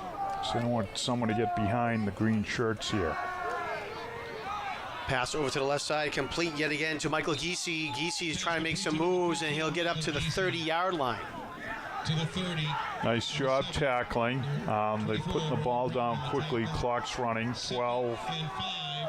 We're under 10 now. Pembroke 1 timeout remaining. Pento, and it is incomplete. Some confusion between 2 receivers, Drew Tilson and Jaden Leonard. Each thought the other one, the pass was intended for the other, and it goes incomplete. All right, so now we've got 4 seconds left on the clock, which bespeaks final play here. We'll see what happens, whether they go to the end zone or they try something short of the end zone. They've had a couple of long runs after the catch, John, and successful runs from scrimmage, so they've been able to pick up yardage. We'll see which approach they use here. Again, ball at the 30-yard line. Oh, that's not going to help. And it'll be offsides against North. Yeah, jumped off, so that moves Pembroke 5 yards closer. Beyond that, it doesn't really mean anything. I don't know why they're moving the sticks. It's not a first down. With the yardage resulted in a first down. It was. Yeah, it shouldn't have been, but it was second down. Excuse me, it was 3rd down and 5.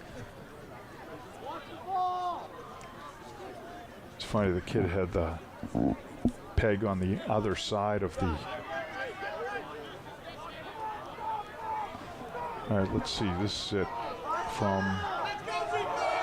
That ball at the 25-yard line. Again, 4 seconds remaining. Should be the final play here, pending a penalty. Pass, handed off to number 18, Jaden Leonard. He was going to try to pass the ball, but nothing there. As a great job by North Quincy. Leonard was trying to throw it on the halfback pass, had to circle back, and they had to bring him down with Hussein Al-Zubadi. Yeah, terrific first half for Hussein. And it's somewhat appropriate, really, that he ended the half for Pembroke. He's played very solidly all half, made a number of tackles, and did a nice job there to bring this first half to an end with the teams tied at 14, John. As I said, it's 14-14 between North Quincy and the Pembroke Titans. Jim and I will take a timeout and be back with second half coverage in just one moment.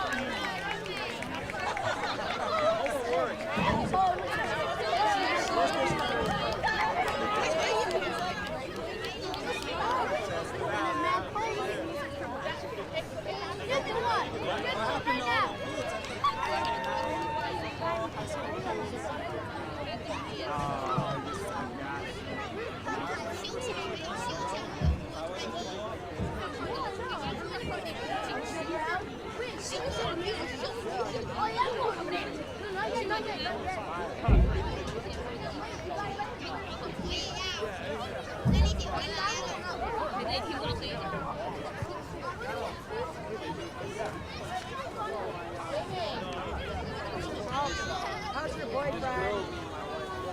What? What happened? Tell me what happened. Oh no, but that's the goal. That's what, like it was discovered, and now it's like I'm my life. That's what. That's what.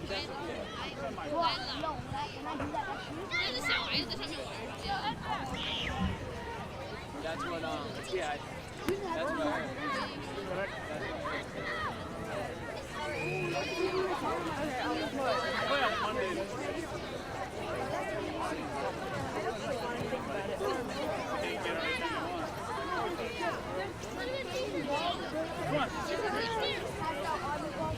T-shirt. Oh, the T-shirt. What's the Q? I don't know what's going on. Like, where do you shoot it? Into the crowd, anywhere. Ain't nobody got money. Yeah, How many t-shirts? I have 10. You're so bad. Are we good? Where's Producer at? So let me stand.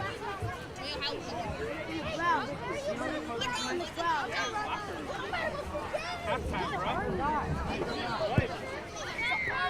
Yeah. Alright, I don't know what I'm doing now.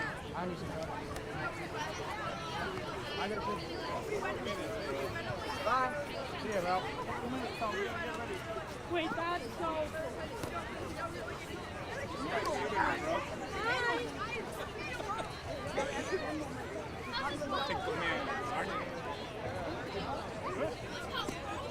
The guy will go crazy.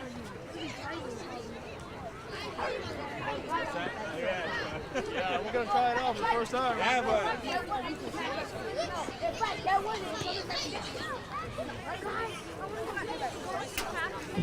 That's all right. To me, you're just cleaning up. Sticky? Sticky, yeah.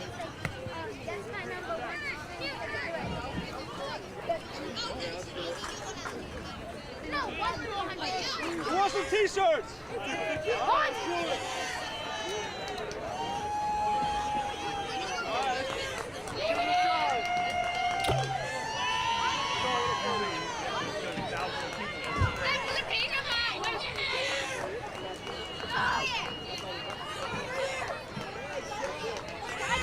guys gotta go on the stand. You gotta go on the stand.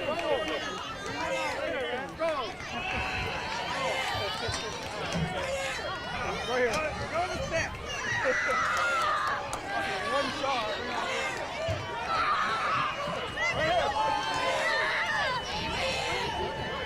What's up?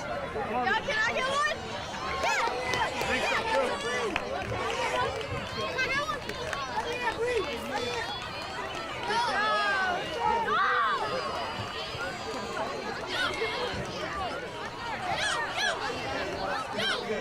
That's it. That's it. all that hype. Nikki, did you get a shirt? All that hype for 1 round. Yeah. So you'll see the players will come right out. 1 round. Remember him? No more. We don't have any more. Yeah, he's up there picking up leaves.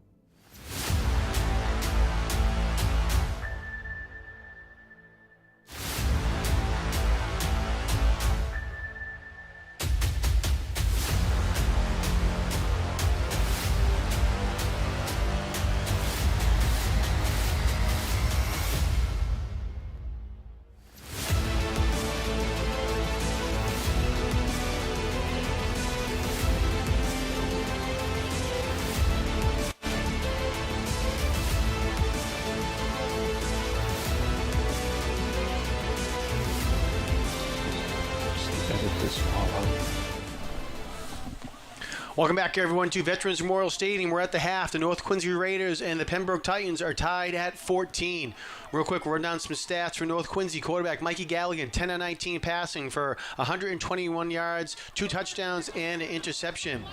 Not much to talk about on the rushing side of the ball. Galligan with 11 yards, Gavin Brown with 10, and that was really about it. Receiving, Ryan Wirtz, 6 catches for 58 yards. Marquise Rodriguez-Smith, 2 catches for 44 yards. Gavin Brown with 12 yards and a touchdown, and Cam Sampson, 7 yards and a touchdown for North Quincy.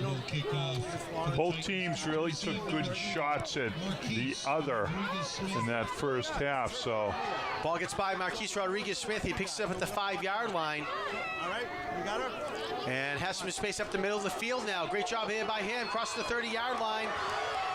Up to midfield, and will finally get brought down there. Great tackle there by number 22, Benjamin Focal, for the Titans. Might save the touchdown there as he brings down Rodriguez-Smith. well, that is not how it's drawn up. I was about to say when the kick was being approached that this first possession is really an important one for the Red Raiders. Neither team really controlled what went on in the first half. Each put together a nice drive or two and put points on the board, but neither team really took control. So it'd be nice for the Raiders to come out of the locker room and show Pembroke who's in charge here at Veterans Stadium tonight. Spot the ball at the 48-yard line. Galligan looking to pass, and he's going to run it, and he goes out of bounds at the, see where they spot him out, at the 46. Yeah, Galligan took a big hit in the first half along the sideline.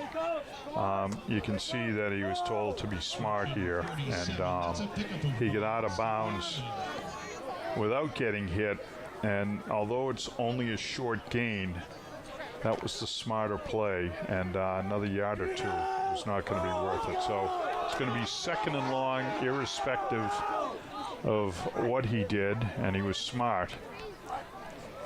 Let's see what they can do on second down. Pembroke only rushing 3. Galligan, lots of time here, but no one can get open downfield.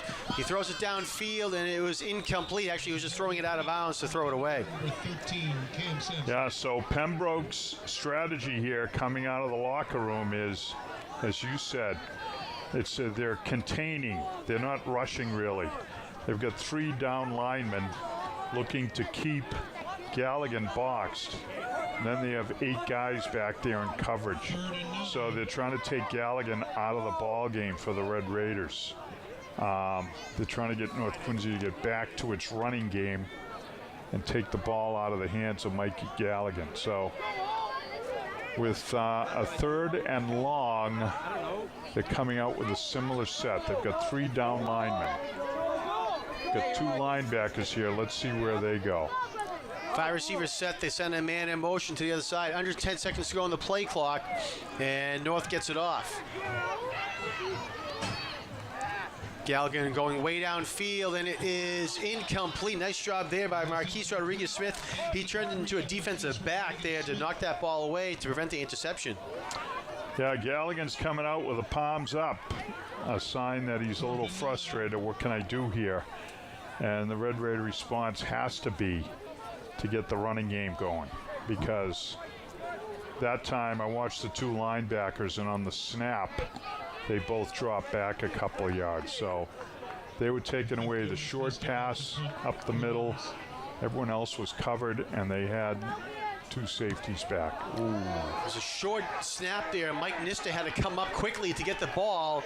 Flag is thrown on the play as well.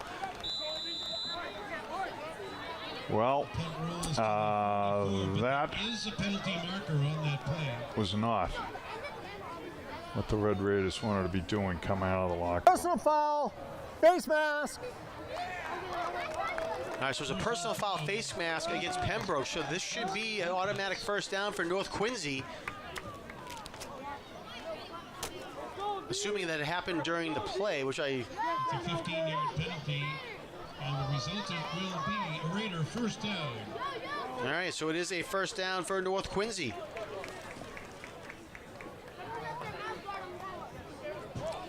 I don't know, these officials just they're doing like half the job, and I don't know. I do know that the MIAA has had a lot of trouble getting officials. They've already announced they're not going to have enough hockey officials for the season, and hockey was particularly brutal last year. Parental involvement has become parental craziness, and the end result is that now there's no one officiating hockey games. We get officials like this at high school football games. There are a lot of first-year officials at the MIAA training this summer. They had a couple of summer camps where officials went to work, and this group is definitely an unseasoned, inexperienced group. No, she's just one of the people that work at the school. Oh, yeah, that was touching. All right, so the ball is spotted at the 29-yard line. Officials. Well, they conferred, and something happened, but in any event, the Red Raiders 1st and 10 from inside the 30. Pembroke comes with a little bit of pressure. Tim Tolan with a carry, and he cannot go anywhere right there as he ran into the line, and he was brought down by Evan Williams. 2nd and 10. They're going to say no gain on the play as North Quincy lucks out with that no gain.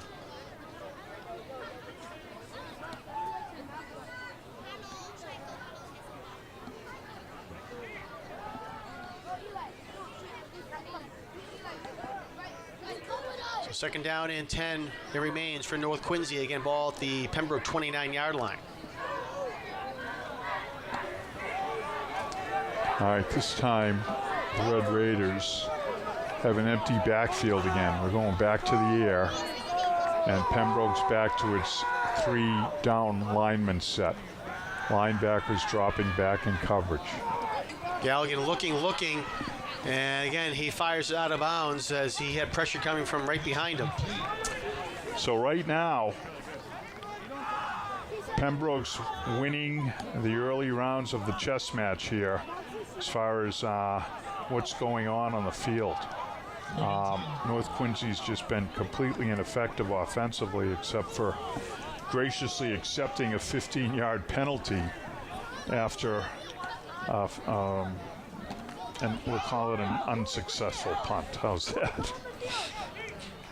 And I'm going to go back to singing the praises of special teams and the kickers shortly, I'm sure. But right now, the offense has to figure out what to do with this Pembroke adjustment.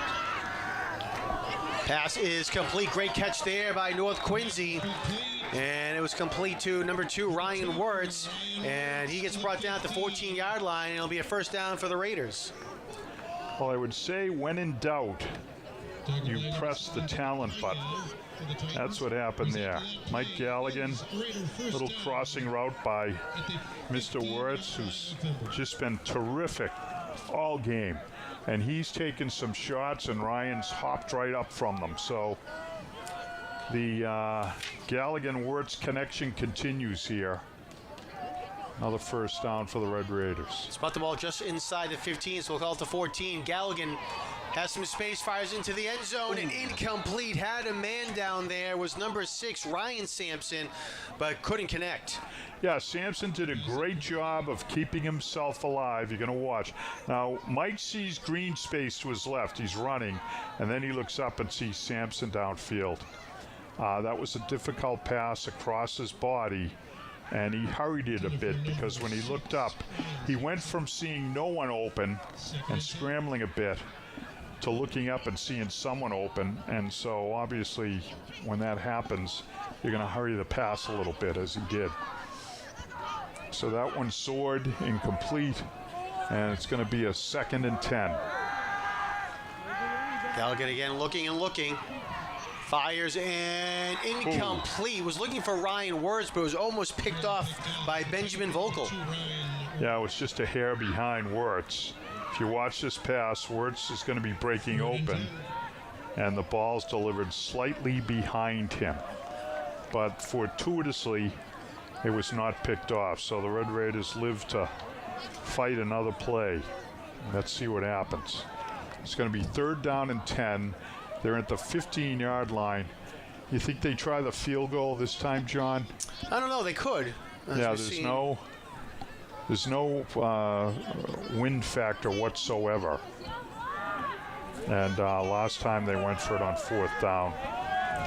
With a lack of success thus far on this particular possession, might be a consideration if they don't put something together here. Galligan fires across his body, and it's caught, and touchdown, North Quincy. Marquise Rodriguez-Smith with a great catch. He slid down in the back of the end zone for the catch. Just terrific. Galligan rolling to his left, looks across the field, and he sees one of his favorite targets, at least the guy from last week, Marquise Rodriguez-Smith, who makes a great catch, as you said, John, in the back of the end zone. And the Red Raiders with another, we'll call it Baki, drive down the field to put 6 points on the board. Nothing pretty on that particular drive. High snap, but a great job there by Ryan Wirtz to bring it down. The extra point by Nicola is good. Yeah, typically you put your best athlete in that holder position. And Wirtz has just done a tremendous job back there. So 9:16 left to go in the 3rd quarter. North Quincy takes a 7-point lead, 21-14 over the Titans. Yeah, and that extra point could be huge. Pembroke had to go for 2 to get their 14 points. They failed on their first attempt, but just a great job. Ryan Craig trying to keep his guys calmed down a little bit. There's a lot of chippiness out there, a lot of excitement, and he's gathering up some of the guys now on the offensive team to talk to them. And the Red Raiders are going to kick off here. Number 13, Michael Easy.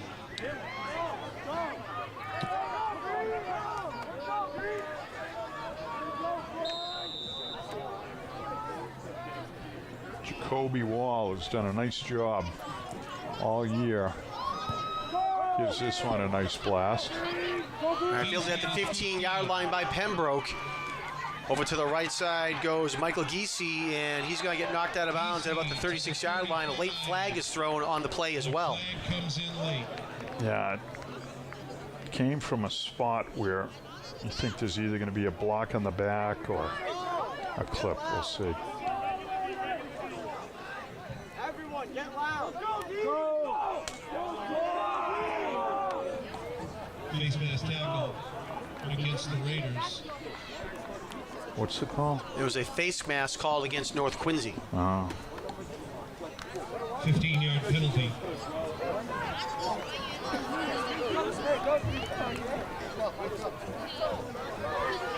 And let's see where they spot the ball. Yeah, this whole thing's a mystery here.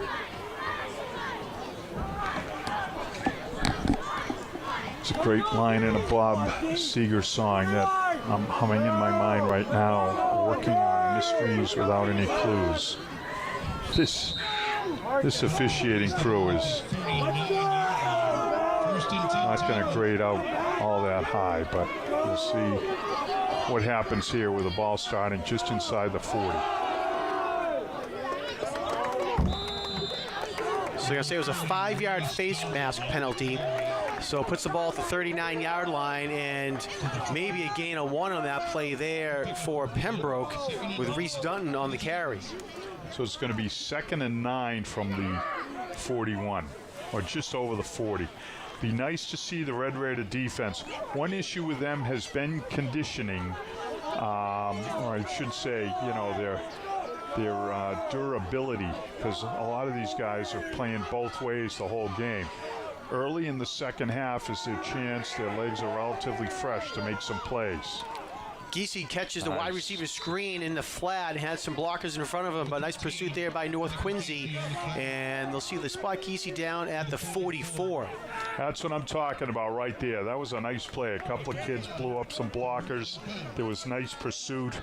So that was a good job by the defense over on the right side to take a wide receiver screen and not blow it up, but effectively defend it. So now it's going to be 3rd down and 5, and we are not in 4-down territory here. So let's see if the Red Raiders can come up with a stop and get the ball back. And the shotgun is quarterback Anthony Pinto for the Titans. He hands off to Dunton, and great job there by number 7, Gavin Brown, coming up to make the tackle. It'll be a loss of 3 on the play. I gotta tell you saw him come flying into the picture there. Gavin is only a sophomore, and he just made a big-time play on that one, folks. 4th and 7 for the Titans. That's absolutely terrific stuff. I mentioned his dad's one of the coaches. His grandfather was the honorary captain for tonight, so got to be very proud of how both boys are playing. But on that particular play, that was Gavin Brown who owned the field. All right, so it'll be a kick here for the Titans. A nice kick there by Giese over to the right side. And it's going to take a bounce and finally get down at the 30-yard line. And that's where North Quincy will take over on this possession. All right, a favorable Red Raider bounce gives them nice field position at the 30. 1st and 10 Raiders. Let's see if they can't run or get going on one of their wacky drives that burns time off the clock. Be nice to see them take some of this 3rd quarter down. What do we have left for time? 6:56 to go here in the quarter. Okay. We mentioned the MIA power rankings that came out this morning. We'll talk about that in just 1 second. Again, it's 1st and 10 for the Raiders at their own 30-yard line. Gallagher again looking to pass, nothing downfield. And he's going to bring it down and hold it himself and get a gain of maybe 2 on the play. Yeah, good decision. There was no one open. He had a shot to pick up some yards, and he did. And they're going to spot him down at the out of bounds, at the 34-yard line. So nice run there by Galligan. Well, get a gain of 4 on that play.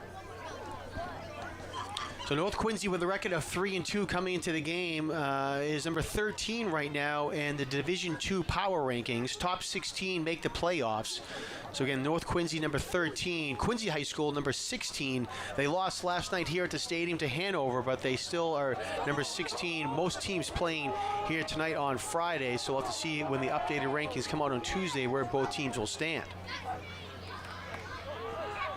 Handoff goes to Toland. That's number 7, Gavin Brown. Ball comes loose, and it's still loose, and Pembroke will recover. Benjamin Vogel comes up with the ball for the Titans. watch this ball, folks. I don't know that I've seen a fumble do this before. That bad boy is still going. So that's a very regrettable turnover at the North Quincy 38. So just when North was showing some signs to take the game over, Pembroke comes up with a big turnover. North defense back on the field after only a brief rest. Let's see how they do here. 1st and 10 from the 38 now for the Titans. Reese Dunton on the carry. Nowhere to go. Reese Dunton on the carry again, and no gain on that play.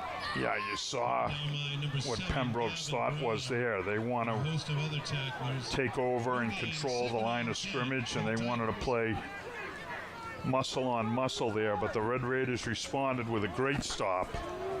There was no gain on the play. It's going to be 2nd and 10. Be terrific if the Red Raiders can take the run away from Pembroke. Quarterback Anthony Pinto in the shotgun for the Titans. He's looking to pass, and he's going to get sacked and brought down there. Nice job by North Quincy. It looked like it was initially making the play Hussein Al-Zubadi for North Quincy. The defensive backfield for the Red Raiders is doing a terrific job on coverage, and they have been all half. Pembroke's plays have come from scrambles. Their quarterback is a very talented runner, and then they have a tank in senior Max Farrow, who shows in the program as an offensive lineman, who looks like an offensive lineman, but has been running like a running back tonight. So let's see what happens on 3rd and long. It's 3rd and 11.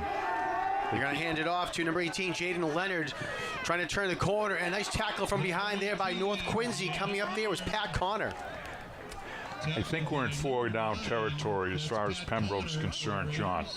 Especially the way they've come out with a successful formula to clog the Red Raider offense in the second half. So that gives them some confidence here. It's 4th and long, but the ball's inside the Red Raider 40. So it's actually down at the 36. So no surprise that they're going. It's 4th and 8. So let's see how the defense does. They've come up with some big stops here already on this possession. Let's see what they can do here on this big 4th down play. Pento in the shotgun with Dunton to his right. Pento fires to the left, and it's incomplete. Was looking for Jaden Leonard, but they cannot connect, and North Quincy holds. Will be a turnover on downs. Yeah, I'm not sure what happened to that receiver, and he's coming off the field like something happened to him, like he's injured. I don't know what happened, but if there's a replay and we can see, he seems to have like some torso issue, not like a hamstring or anything. Well, I know in the previous play, Leonard was the ball carrier, and he was slow to get up there, so I'm not sure if it affected him on that play there. Oh, that might be it, yeah. All right, well, the Red Raider offense back out on the field. Let's see what they do. They're trying to take the ball wide, John. Yeah, it was Ronan Brown on the carry over to the far side, and they're going to spot him down at about the 41-yard line. Ronan did a nice job getting outside. He picked up about 6 on that play. Nice gain. As I said, he's wearing his brother Aiden's number 24. Aiden had one of the best first halves in the Thanksgiving Day football game in 07. And I recall saying, as the second half started, it's like something happened to him because he was having trouble holding on to the ball. And I found out after the game that he actually fractured his hand. So that was tough for him in the second half. But he had a terrific football season, 2007, Aiden Brown. Now his 2 younger brothers are doing it up here in Veterans Stadium as one an underclassman and one a junior. Galligan with the run there. Nice job here by Mikey Galligan. Gets out of bounds, but picks up the first down in the process. Yeah, so this is very encouraging, John. A deflating possession for the Pembroke offense. And if the Red Raiders can get downfield and make something happen, and they are opening things up here nicely. Galligan on that scramble and the play before. Terrific pickup by Ronan Brown. Let's see if they can't keep this going. And meanwhile, the clock shows 3:30 to go in the third quarter. And 1st and 10 from their own 48-yard line. Pass complete at midfield for North Quincy. And looks like it was Ryan Wirtz on the catch. They're going to say he gets brought down at the Pembroke 48. That's 5 for 5 on that quick slant play to Wirtz. He starts out in the flat, and he gets in behind a linebacker, and boom. The talented Mike Galligan delivers a strike. So that's a play that continues to work. It might help the Red Raiders soften up the 8-back defense of Pembroke. Quick pass over to the right side, complete. This time it's Eric DeLima on the catch for the Raiders. Pass is complete to number 15. And DeLima will get brought down at the 39, and it'll be a first down for the Raiders. Great job moving the clock. And, I'm saying that not because I'm old and tired broadcaster sitting here in what has been a bit of a slow-moving game. But when you're ahead like the Red Raiders are, you want to take time off the clock, and they're doing a great job in this possession of moving the ball and taking time off the clock. Wide Over open. to the left, Ryan Wirtz, like you said, wide open, gets the first down and more, and takes a big hit at the 25-yard line, but it'll be a first down for the Raiders. Yeah, I got to tell you, I'm so impressed by Wirtz. Watch this at the end of the play. First of all, he's wide open, nicely designed play. As you said, that's number 21, that big Mack truck that we saw going around the field in the first half. And he had a free run at Wirtz and blasted him. And Wirtz just popped right up, handed the ball to the official. May have exchanged a smile 21's way. I don't know, but he certainly took the shot from Max Farrow and popped right back up. Galligan rolling out, has some space, picks up a block there, and stays on his feet. And nice job there by Galligan. Gets inside the 20, up to the 17. Terrific athleticism by Galligan. Watch him on this run. Watch what he does. As John said, he gets out here, and he lets his block set up. And then he slides behind the block to pick up an additional 4 yards. Just great stuff by Galligan, who is an absolutely terrific leader. He's got sergeant stripes going in this uniform, and he's living up to them. So. Yeah, the name on his back is actually George E. Follett from World War II. Well, he's being honored tonight by the play of senior quarterback Mike Galligan.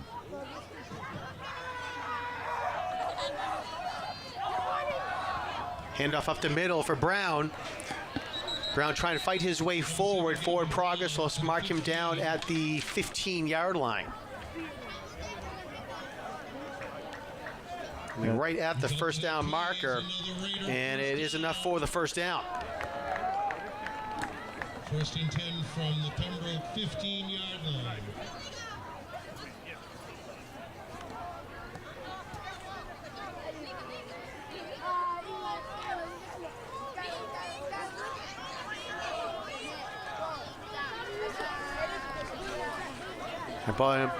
Ball again at the 15-yard line for North Quincy. Low snap, but he's able to pick it up. Galligan looking. Gonna again running himself, crosses the 10-yard line, and will go out of bounds at the 9. Well, John, I'll tell you one strategy that appears the Red Raiders are employing is all the receivers are getting downfield, and they're taking the white shirts with them. If you look, there were 5 guys from Pembroke in the end zone there. Galligan's waiting in the backfield while his receivers take the Pembroke Defender Corps off into La La Land, and then he takes off with a lot of room to run. So nice adjustment by the Red Raider offense here, and great execution of that adjustment by the quarterback, Mikey Galligan. Pressure there by Pembroke. Galligan throws it down the other side and out of bounds. And he got hit at the end of the play, and it looks like he's hurt. The Raiders shaken up.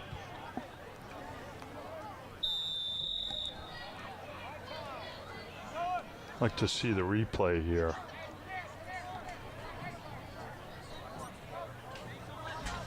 We were talking earlier about Galligan, like, all right, here's the replay. Yeah, well, he got rid of the ball. It looks like it's number 7, Gavin Brown, who's down on the field. Oh, it's Gavin down. Oh, yeah, jeez. I wonder if we can run that again and see what happened to Gavin. He was trying to block for his quarterback. We thought it was 17. So you can see Gavin on the right side of your screen coming into the middle, and as Galligan throws it, we lose sight of it, but I'm not sure if he got rolled up on or... Could be a leg injury. Let's hope he's okay. Yeah, he's walking off. Not sure what happened. but it looks like it's lower body. So we'll see. And one thing we do know about this young man, he's tough. His brother played with a fractured hand on Thanksgiving Day, and he's dinged up here right now, but it looks like he's trying to walk off whatever happened. You said something about rolling on his ankle, and that could be it, John. Let's hope. Let's see if they bring tape out. So here we are with a 3rd and 4 for the Red Raiders. 9 seconds to go in the quarter. Gallagher again fires downfield, and it is incomplete. Nice defense there by Pembroke. Number 22, Benjamin Vogel, was able to break the play up at the last second. And there's 1 second remaining. Yeah, the ball's just inside the 10. So there's options here for the Red Raiders with the kicking game available. And then let's see if they don't try to do something as far as a 4th down play. Run something in the nature of one of their 2-point conversion plays.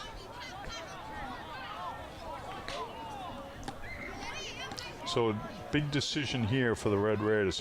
And it's too bad the clock couldn't have run out for them. But all right, well, 4th down and 4 for North Quincy. Again, ball at the 10-yard line, excuse me, the 9-yard line.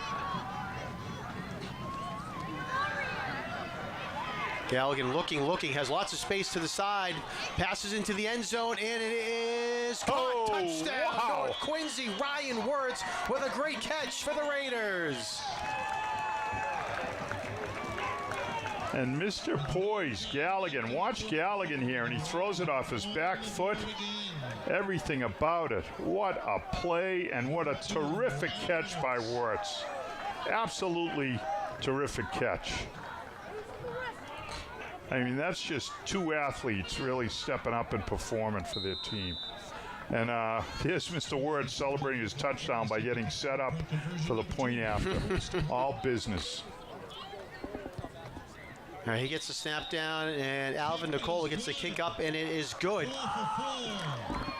So as time has expired here in the 3rd quarter, North Quincy now takes a 14-point lead, 28-14. Well, John, coming out of the locker room as the second half began, we were talking about the fact that it was going to be important for one of the teams to step up and say, yeah, we're in charge here. And sure enough, the Red Raiders have done that and more. Terrific job defensively. The offense has done an excellent job. See my neighbor, Mary Griffith, there walking out. She was here for tonight's game. I'm going to catch her tomorrow about leaving early. Hopefully she's going home to listen to me. I'll put the whole house to sleep, if, recounting the 4th quarter play. But the Red Raiders definitely stepped up in the 3rd quarter, both sides of the ball, and took control of this ball game. They've got a 2-touchdown lead, and it's just a terrific performance. And something for the athletes to be proud of as they take the field here. But they've got to sustain it, and this is where the depth issues, and we call it conditioning, but it's not that they're not working hard enough or working out hard enough during the week. It's that when you're playing both sides of the ball for the whole game, you get worn out. And that's one of the issues for the Red Raiders, the lack of depth, the lack of body. So we'll see how they do in this 4th quarter. But having taken control of the game, there's a lot of reasons to be fired up here. And with Coach Craig on the sideline, you know that they're going to get every reminder. So here we go. Great kick here by Jacoby Wall, and it's going to be picked up at the 8-yard line by Pembroke, and a great tackle downfield there as well. Who else but number 24 for the Raiders, Ronan Brown. Wow. Great special teams play. First of all, the kick was spectacular because it was live, coming to a very slow stop right around the 10-yard line. Excellent kick. And now watch 24 come in and just make a terrific tackle. He's all fired up. And that is just great leadership by one of the key players, one of the big guys on this North Quincy defense and special teams unit, number 24, Ronan Brown.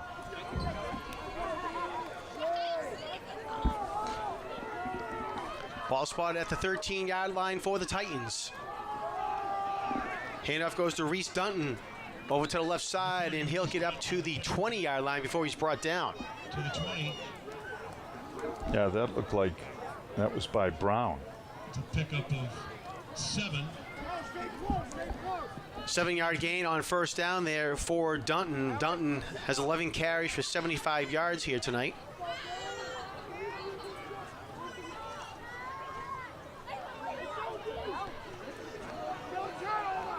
You said 75 yards? Yep, 75. Yeah, I believe he had like 61 in the first half, so he didn't have much going on in the third quarter. Second down and 3 for Pembroke. Pass over to the left side is complete. Anthony Pinto found number 7 over there, David Kanya. To number 7, David Kanya. Wirtz brought him down right at the stick, Titan first down. but the receiver did an excellent job of making certain that he was past the stick when he broke to the sideline. So that was a nicely executed play by Pembroke. Spot the ball at the 24-yard line for the Titans. First down and 10. This possession quickly becoming an important one for both teams. Handoff up the middle for the Titans. Reese Dunton again on the carry. And they'll give him 2 yards on the play up to the 26. Yeah, nice job of gang tackling in there. One of the guys I saw was Mike Nista in there making the tackle.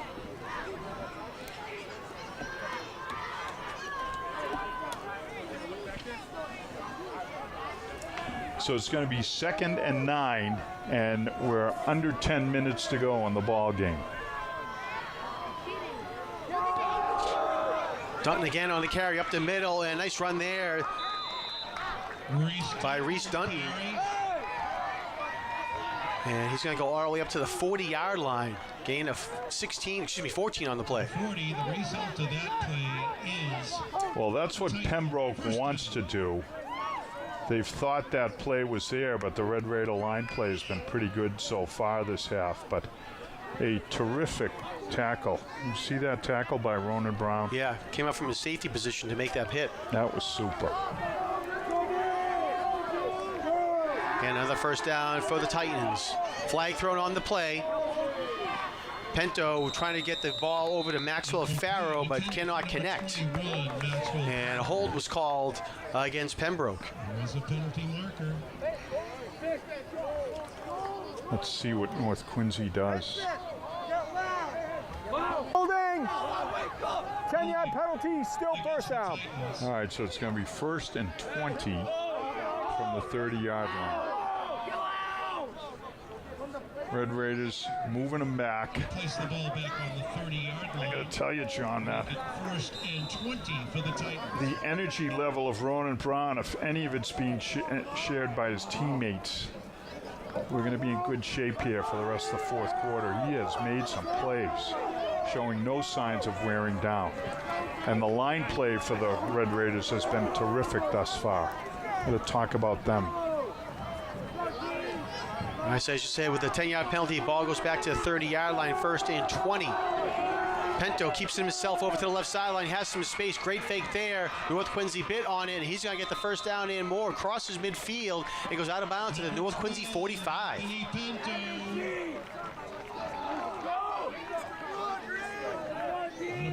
I got to tell you, I'm not quite sure what he's doing, but he's very effectively confusing on these handoffs. Let's see if we can see. He's got something in front of him there, a little, I don't know if the red towel helps or what, but there's something that, well, he's got a little, the hand warmer too. He's doing something to conceal the ball. I'm not saying he's tucking it under or anything, but he's been very deceptive. Hand off to Reese Dunton this time, but North Quincy does a nice job of reading that play, and it'll be a loss all the way back to the 49. Yeah, that time it's Mohammed Al-Zabadi again. We haven't talked about him this half, but he had a monster first half, and that was the play he just made was consistent with the plays he was making in the first half. He just went in for an absolutely terrific penetration followed by an unassisted tackle. So great job by Mohammed. Loss of 4 in the play for the Titans. Second down and 14 now. Dunton again on the carry. And a man down for North Quincy. Player shaken up.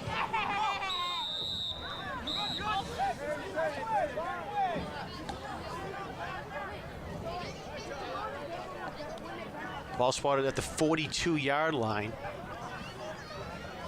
I'd like to make a special shout out to Peter Doherty, Petty Officer, second class, United States Navy, 1980 to 1986. North Quincy High School class of 1978. He is in the truck tonight directing QATV, and it's outstanding coverage of tonight's high school football. Well, nice little surprise there. Well, I got to tell you, Peter is absolutely terrific. We have a lot of fun with him. He's our replay guy. You recall last week in his exuberance, he blew up the replay deck on us. But he's very hardworking, and he does a great job for us here. And he's going to go out of bounds at the 20-yard line, but it'll be enough for the first down. Steps out of bounds at the 30-yard line. Correction, 20-yard line. I won't use names because I don't want to offend anyone, but when I was in high school, there was a player on one of the other teams in the Catholic Conference who our coach told us all week he can only go right. So just cover him on his right side. And I'll finish the story after this play. Because this quarterback keeper, I guess North's going to call a timeout on it, freshen up the legs and talk about the quarterback keeper. But our coach was convinced that all you had to do was stay to the right side of this guy and force him to go to his left because he couldn't go to his left. Well, I tried to do it. One of my teammates tried to do it. I tried again in the second half. This kid had these little moves that he would employ, and he would go right. And he could shoot like heck, so it was normally a disaster. And I remember at one point late in the game, the coach yelling at me, just guard him on his right side, that's it. And I walked away from the huddle, and I cussed a little bit and said, you come out and cover him, because it was just, we knew what he was doing, but could not stop it. And there's something about what the quarterback for Pembroke's doing, when he conceals the football in these quarterback keeps. I can't really identify it. He's got a little pouch in front of him.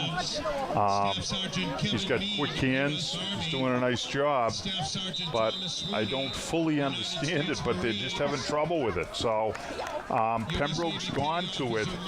I'd say, 2 of the last 3 plays. So they've got to ghost the quarterback, they call it. Someone's got to focus on this kid and keep an eye on Pento, because he's been the main dog on this drive. Pento only a sophomore for the Titans. Pass over to the right side is complete to David Kanya, and Kanya gets inside the 10-yard line to, let's see where they spot him down, to the 7. To the 7. Now you see guys getting up awfully slowly. That's another sign here. This is what I talked about earlier about the depth.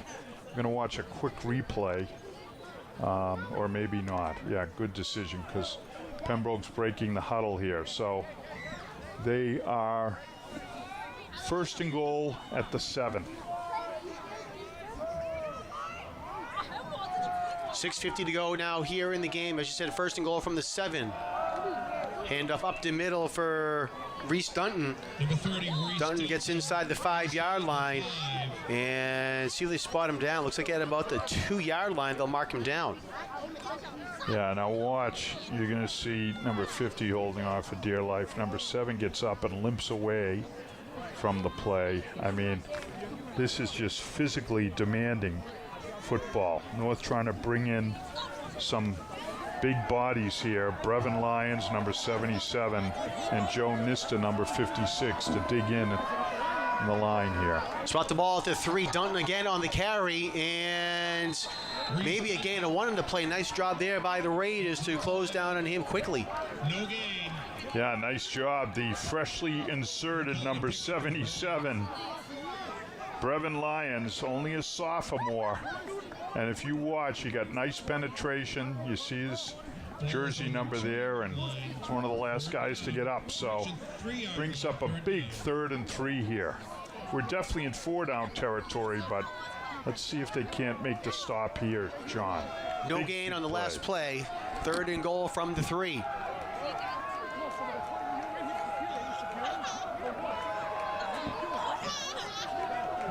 Pento keeps it himself. And great job there by North Quincy to bring him down. And it looks like the initial man, Billy Kennedy, number 87, coming up from the end position, stayed with Pento all the way and brings him down. Yeah, just terrific. That time Pento tried again, but they did not go for the fake. Tim Tolan also over there to help contain Pento as well. Yeah. Excellent job by Tolan and Kennedy. We're under 5 minutes to go. And I'll tell you, we're under 5 minutes, 2 touchdowns here. Pembroke had a game like this last week. Let's see what the Red Raiders can do here. 4th and goal was a loss on the play. They're back at the 7-yard line. Pento looking into the corner of the end zone, and it is intercepted, but flags are thrown on the play. Looks like we're going to have defensive pass interference on the Raiders in the end zone. Let's see what happened. Well, I don't know about that. I think someone sold a push. Pass interference, defense, 1st down. I don't know. That's a tough call, especially at this point in the game. 4:34 to go, though, John. I mean, there's still clock running, which is a real positive here. So it's going to be 1st and goal. All right, spot the ball at the 3-yard line. And Pembroke will call a timeout. Timeout, Pembroke.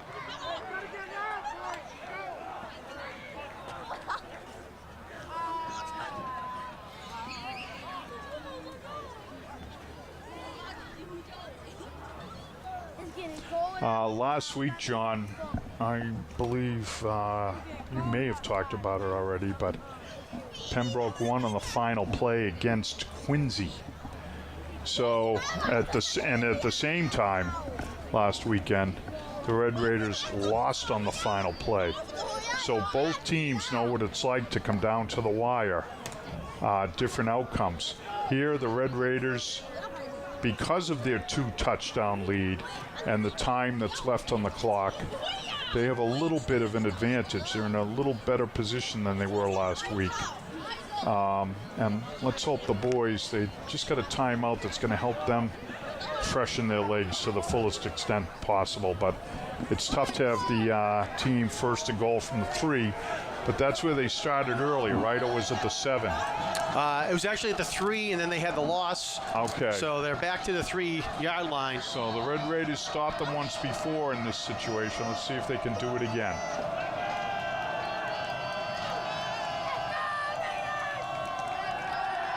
Pento over to the left side. No, incomplete. He had Reese Dunton, but he couldn't hold on to it. Intended for Michael Gacy. Raiders hold on. You watch the replay. Quincy ball in the round 4. Yeah, the ball was in the air before he turned to look back at it. He's just coming out and back onto the field now after that play, and it's, I mean, I'm not unhappy to see him overly discouraged and maybe taking himself mentally out of the next play, but it's a shame that he's feeling that way, because that was a tough one. Although it did hit him in the hands, the ball was in the air as he turned, and we were talking about catching the ball coming out of the night sky. So those factors helped the Red Raiders on that particular play. And now Pembroke going to give it a, oh, wait a minute. What? Yes, I thought it was going to be, that last play, I thought it was going to be a first down with a pass interference, but they said it was 4th and goal from the 3 still. So North Quincy gets a turnover on downs. And they hand the ball off there. So North Quincy backed up onto their own 3-yard line, but they get a couple of yards to give themselves some breathing room. Well, we apologize here in the booth for our confusion, certainly. I mean, there was pass interference in the end zone, and I guess we went NFL rules, but the MIAA probably made a change this summer, you know, which they'll want to do. One's existence has to be justified, and changing the rules at every turn is not a bad way to do it. So apparently what happened was, after that penalty, Pembroke was still short of the goal. They hadn't scored, so they had a 4th down there. Red Raiders stopped them. Now it's Red Raiders ball with 3:38 to go. Pembroke's calling a timeout on a 2nd and 11. Yeah, there was a false start call against North Quincy there as well. So that moves the ball back to the 3-yard line. And they restart the clock, right? After that? Yes, and that's when that's when Pembroke called the timeout. Yeah. Do you recall the game when the Patriots did that? They took like 3 penalties against the Buffalo Bills. Yeah, just to get the clock going. They ran about 3.5 minutes off the clock, and McDermott was out of his mind. And it ended up in a rule change. Well, Pembroke was forced to call a timeout here because after the penalty, the clock restarted. So that came back to bite the Patriots when Mike Vrabel did it against them a couple years later to beat the Patriots as well. Yeah, and it was funny how upset Belichick was about it. He was out of his mind. You can't do that to me. I do that to people. All right, so here we go. It's back to our game. 2nd and 9 here. Red Raiders looking to burn clock. That's the primary goal. They got a 2-touchdown lead. No turnovers, burn clock. Be nice to get a first down. All right, so Pembroke is calling another timeout. So is that it for them? I believe they have 1 timeout remaining. Okay. Tim Toland on the carry there for the Raiders. Spot the ball at the 6.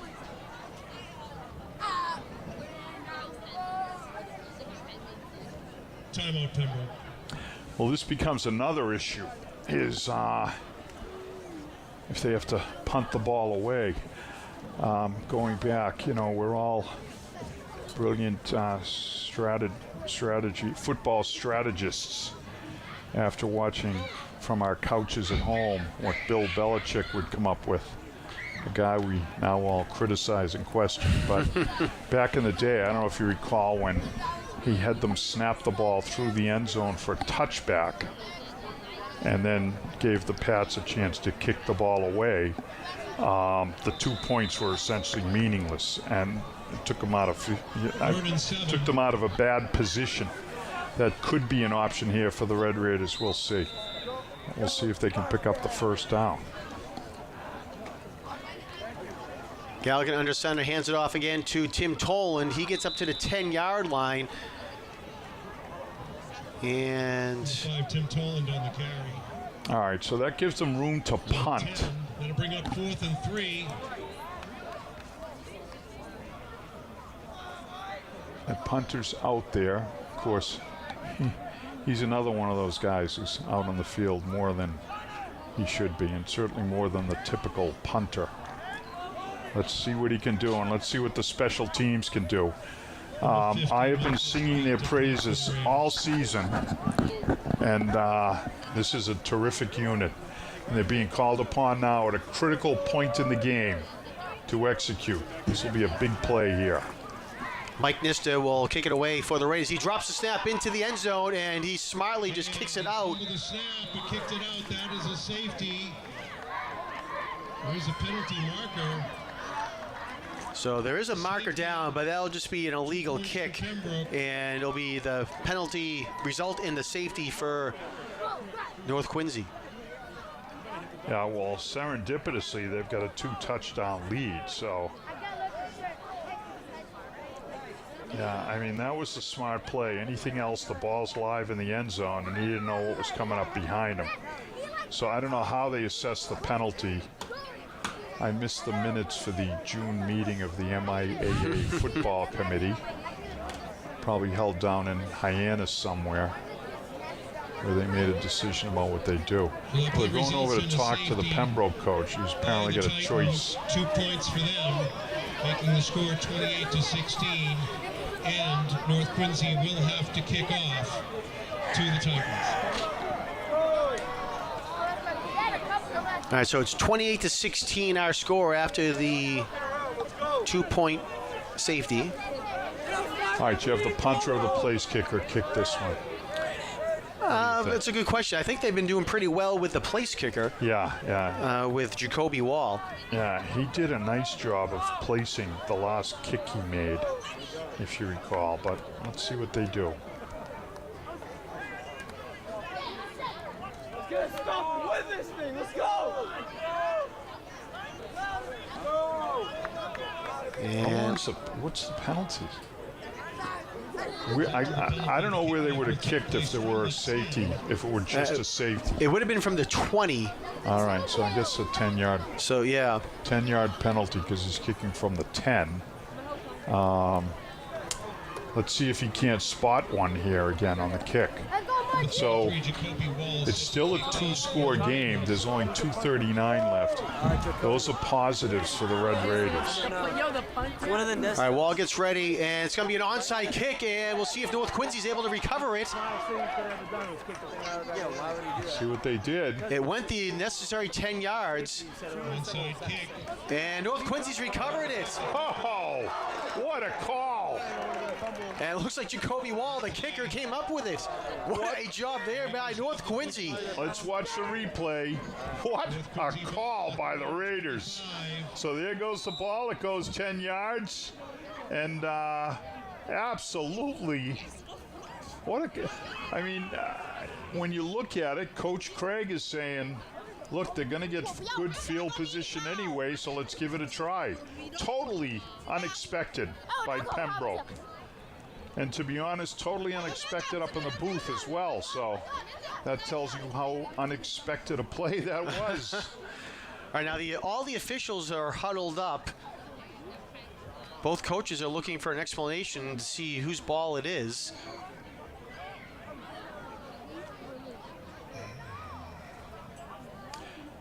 I want to watch Coach Craig's reaction. That will tell us what the call is. So far, things are going okay, but you wonder why they're having this lengthy a discussion with him.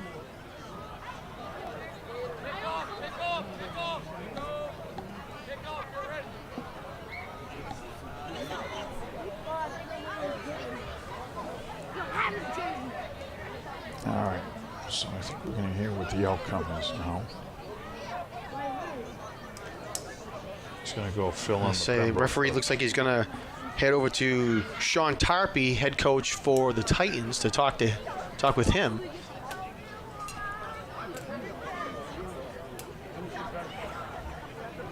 Let's see what Tarpey has to say. The way Coach Craig handled things, I would imagine it was not bad news for the Red Raiders.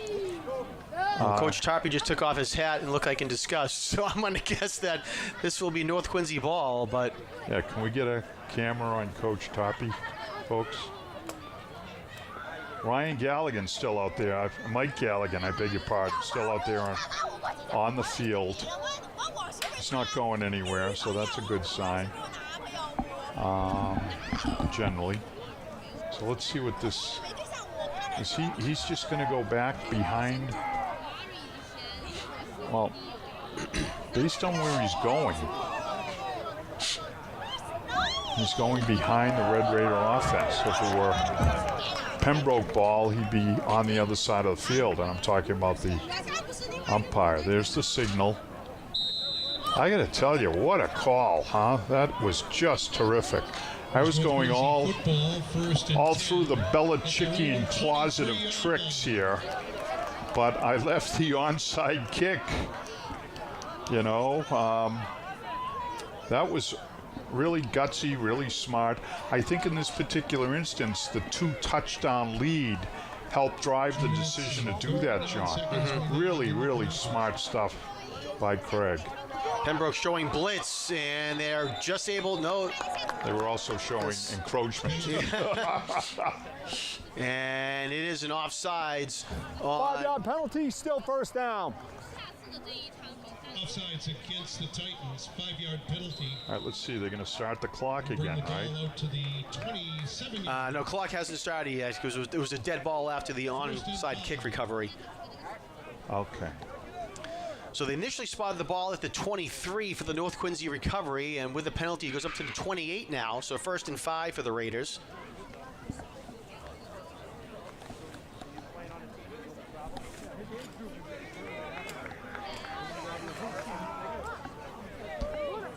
Galligan under center. Jumping off of you. We're going to move the Red Raiders are going to move the ball down the field with Mike Galligan doing his Frank Sinatra imitations back there. He's just going to keep barking and offsides against the Titans. Pulling guys off sides. Nicely done. So North Quincy just picked up 10 yards there on 2 offsides penalties and spot the ball now at the 33-yard line. They've had a nice space behind them now. And no time ticked off the clock. That's the only negative thing that you could say with the 2 penalties. I wonder if neighbor and good friend Mary Griffith is going to regret not being here for all of this or be happy she left. Because we've been here a while. I might go for the latter. You never know. But Galligan, he keeps it himself, and he'll get up to the 40-yard line. So a big 7-yard gain, and a late flag is thrown here. Yeah, now we're going to start to get some personal fouls here. Who's this one against? That's the Red Raiders. I don't know who it was, but just no reason, obviously. I mean, if you're down, the frustration is there, but when you're winning, you're looking to wrap it up and get to the locker room, and I think some youthful exuberance there needs to be contained a little better. Personal foul against the Raiders, 15 yards. All right, so 15-yard penalty against the Raiders. That's going to move the ball all the way back to the 20-yard line. Well, the clock's running. It's a good thing. Mikey Galligan's looking right up at it, and I presume his thought is he breaks the huddle after running off 20 seconds or so. Now they're all getting instruction from their coach about when to snap the ball. All right, under 2 minutes to go now. Galligan dropped the snap, and he's able to jump on it. On the play, recovered by North Quincy.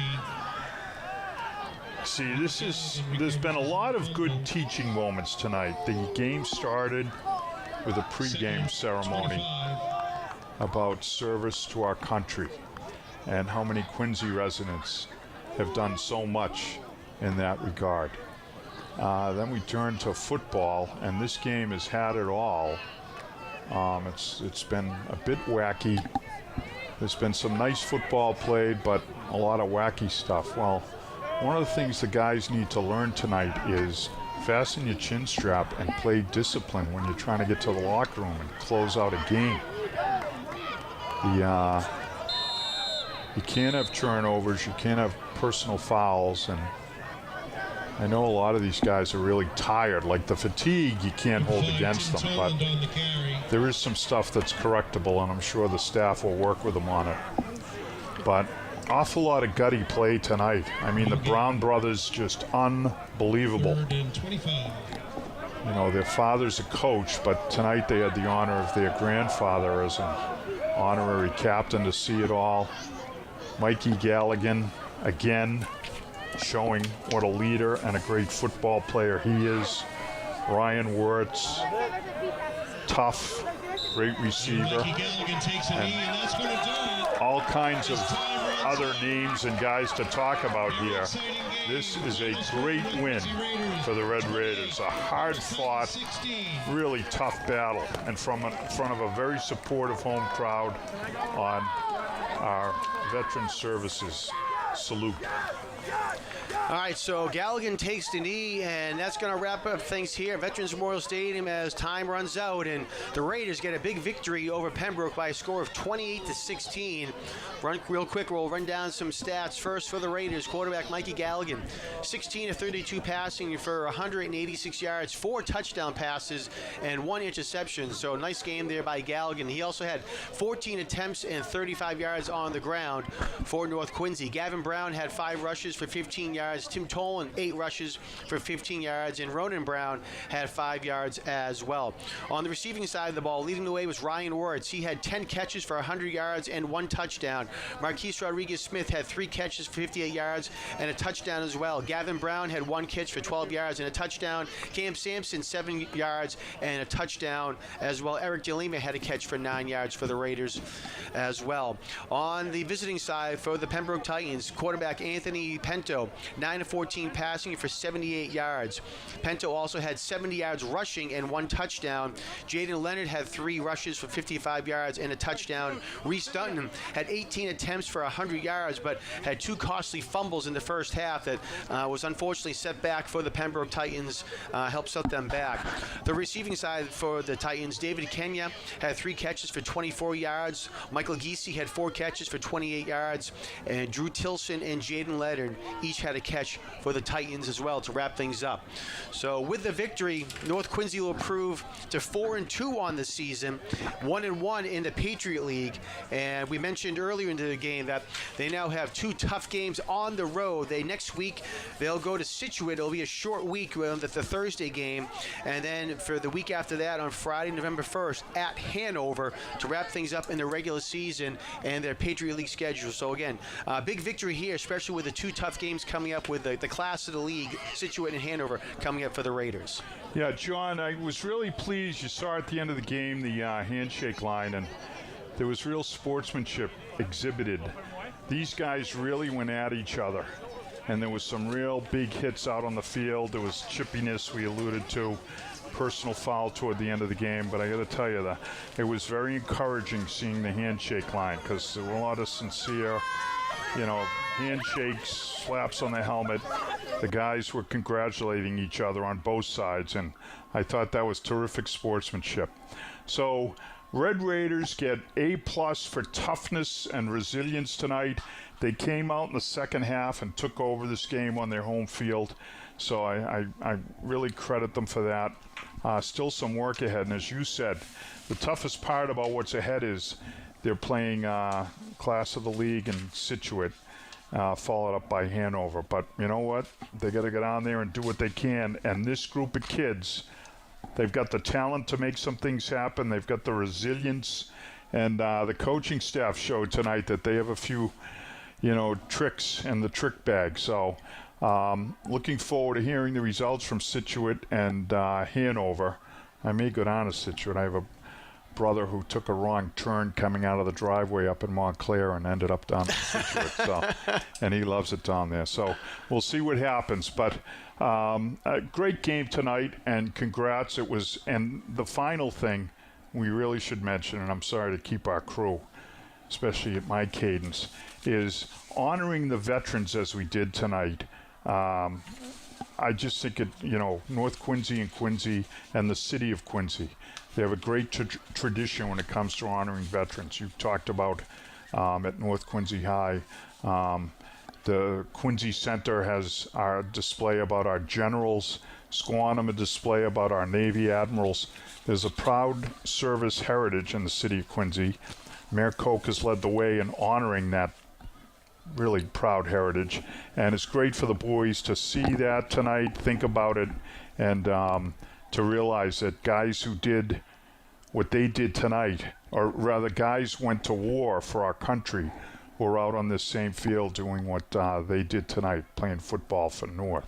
There's going to be a nice new memorial dedicated at Mount Wollaston Cemetery as well on Saturday, November 9th, for the Gulf War, Persian Gulf War, War on Terror, that era of men who served our country. And then, of course, 2 days later on Veterans Day, on this, November 11th, there'll be the annual Veterans Day Parade and Ceremony right up here at Marymount Park at the World War II statue as well. So we encourage people to come out for those. Yeah, and pardon me for correcting you, especially like this, but men and women. True, yes. That's Our completely Veteran true. Services Director, who's phenomenal, is a woman who's really done so much for the veterans in the city, and we have so many female veterans as well. So 100%. Okay.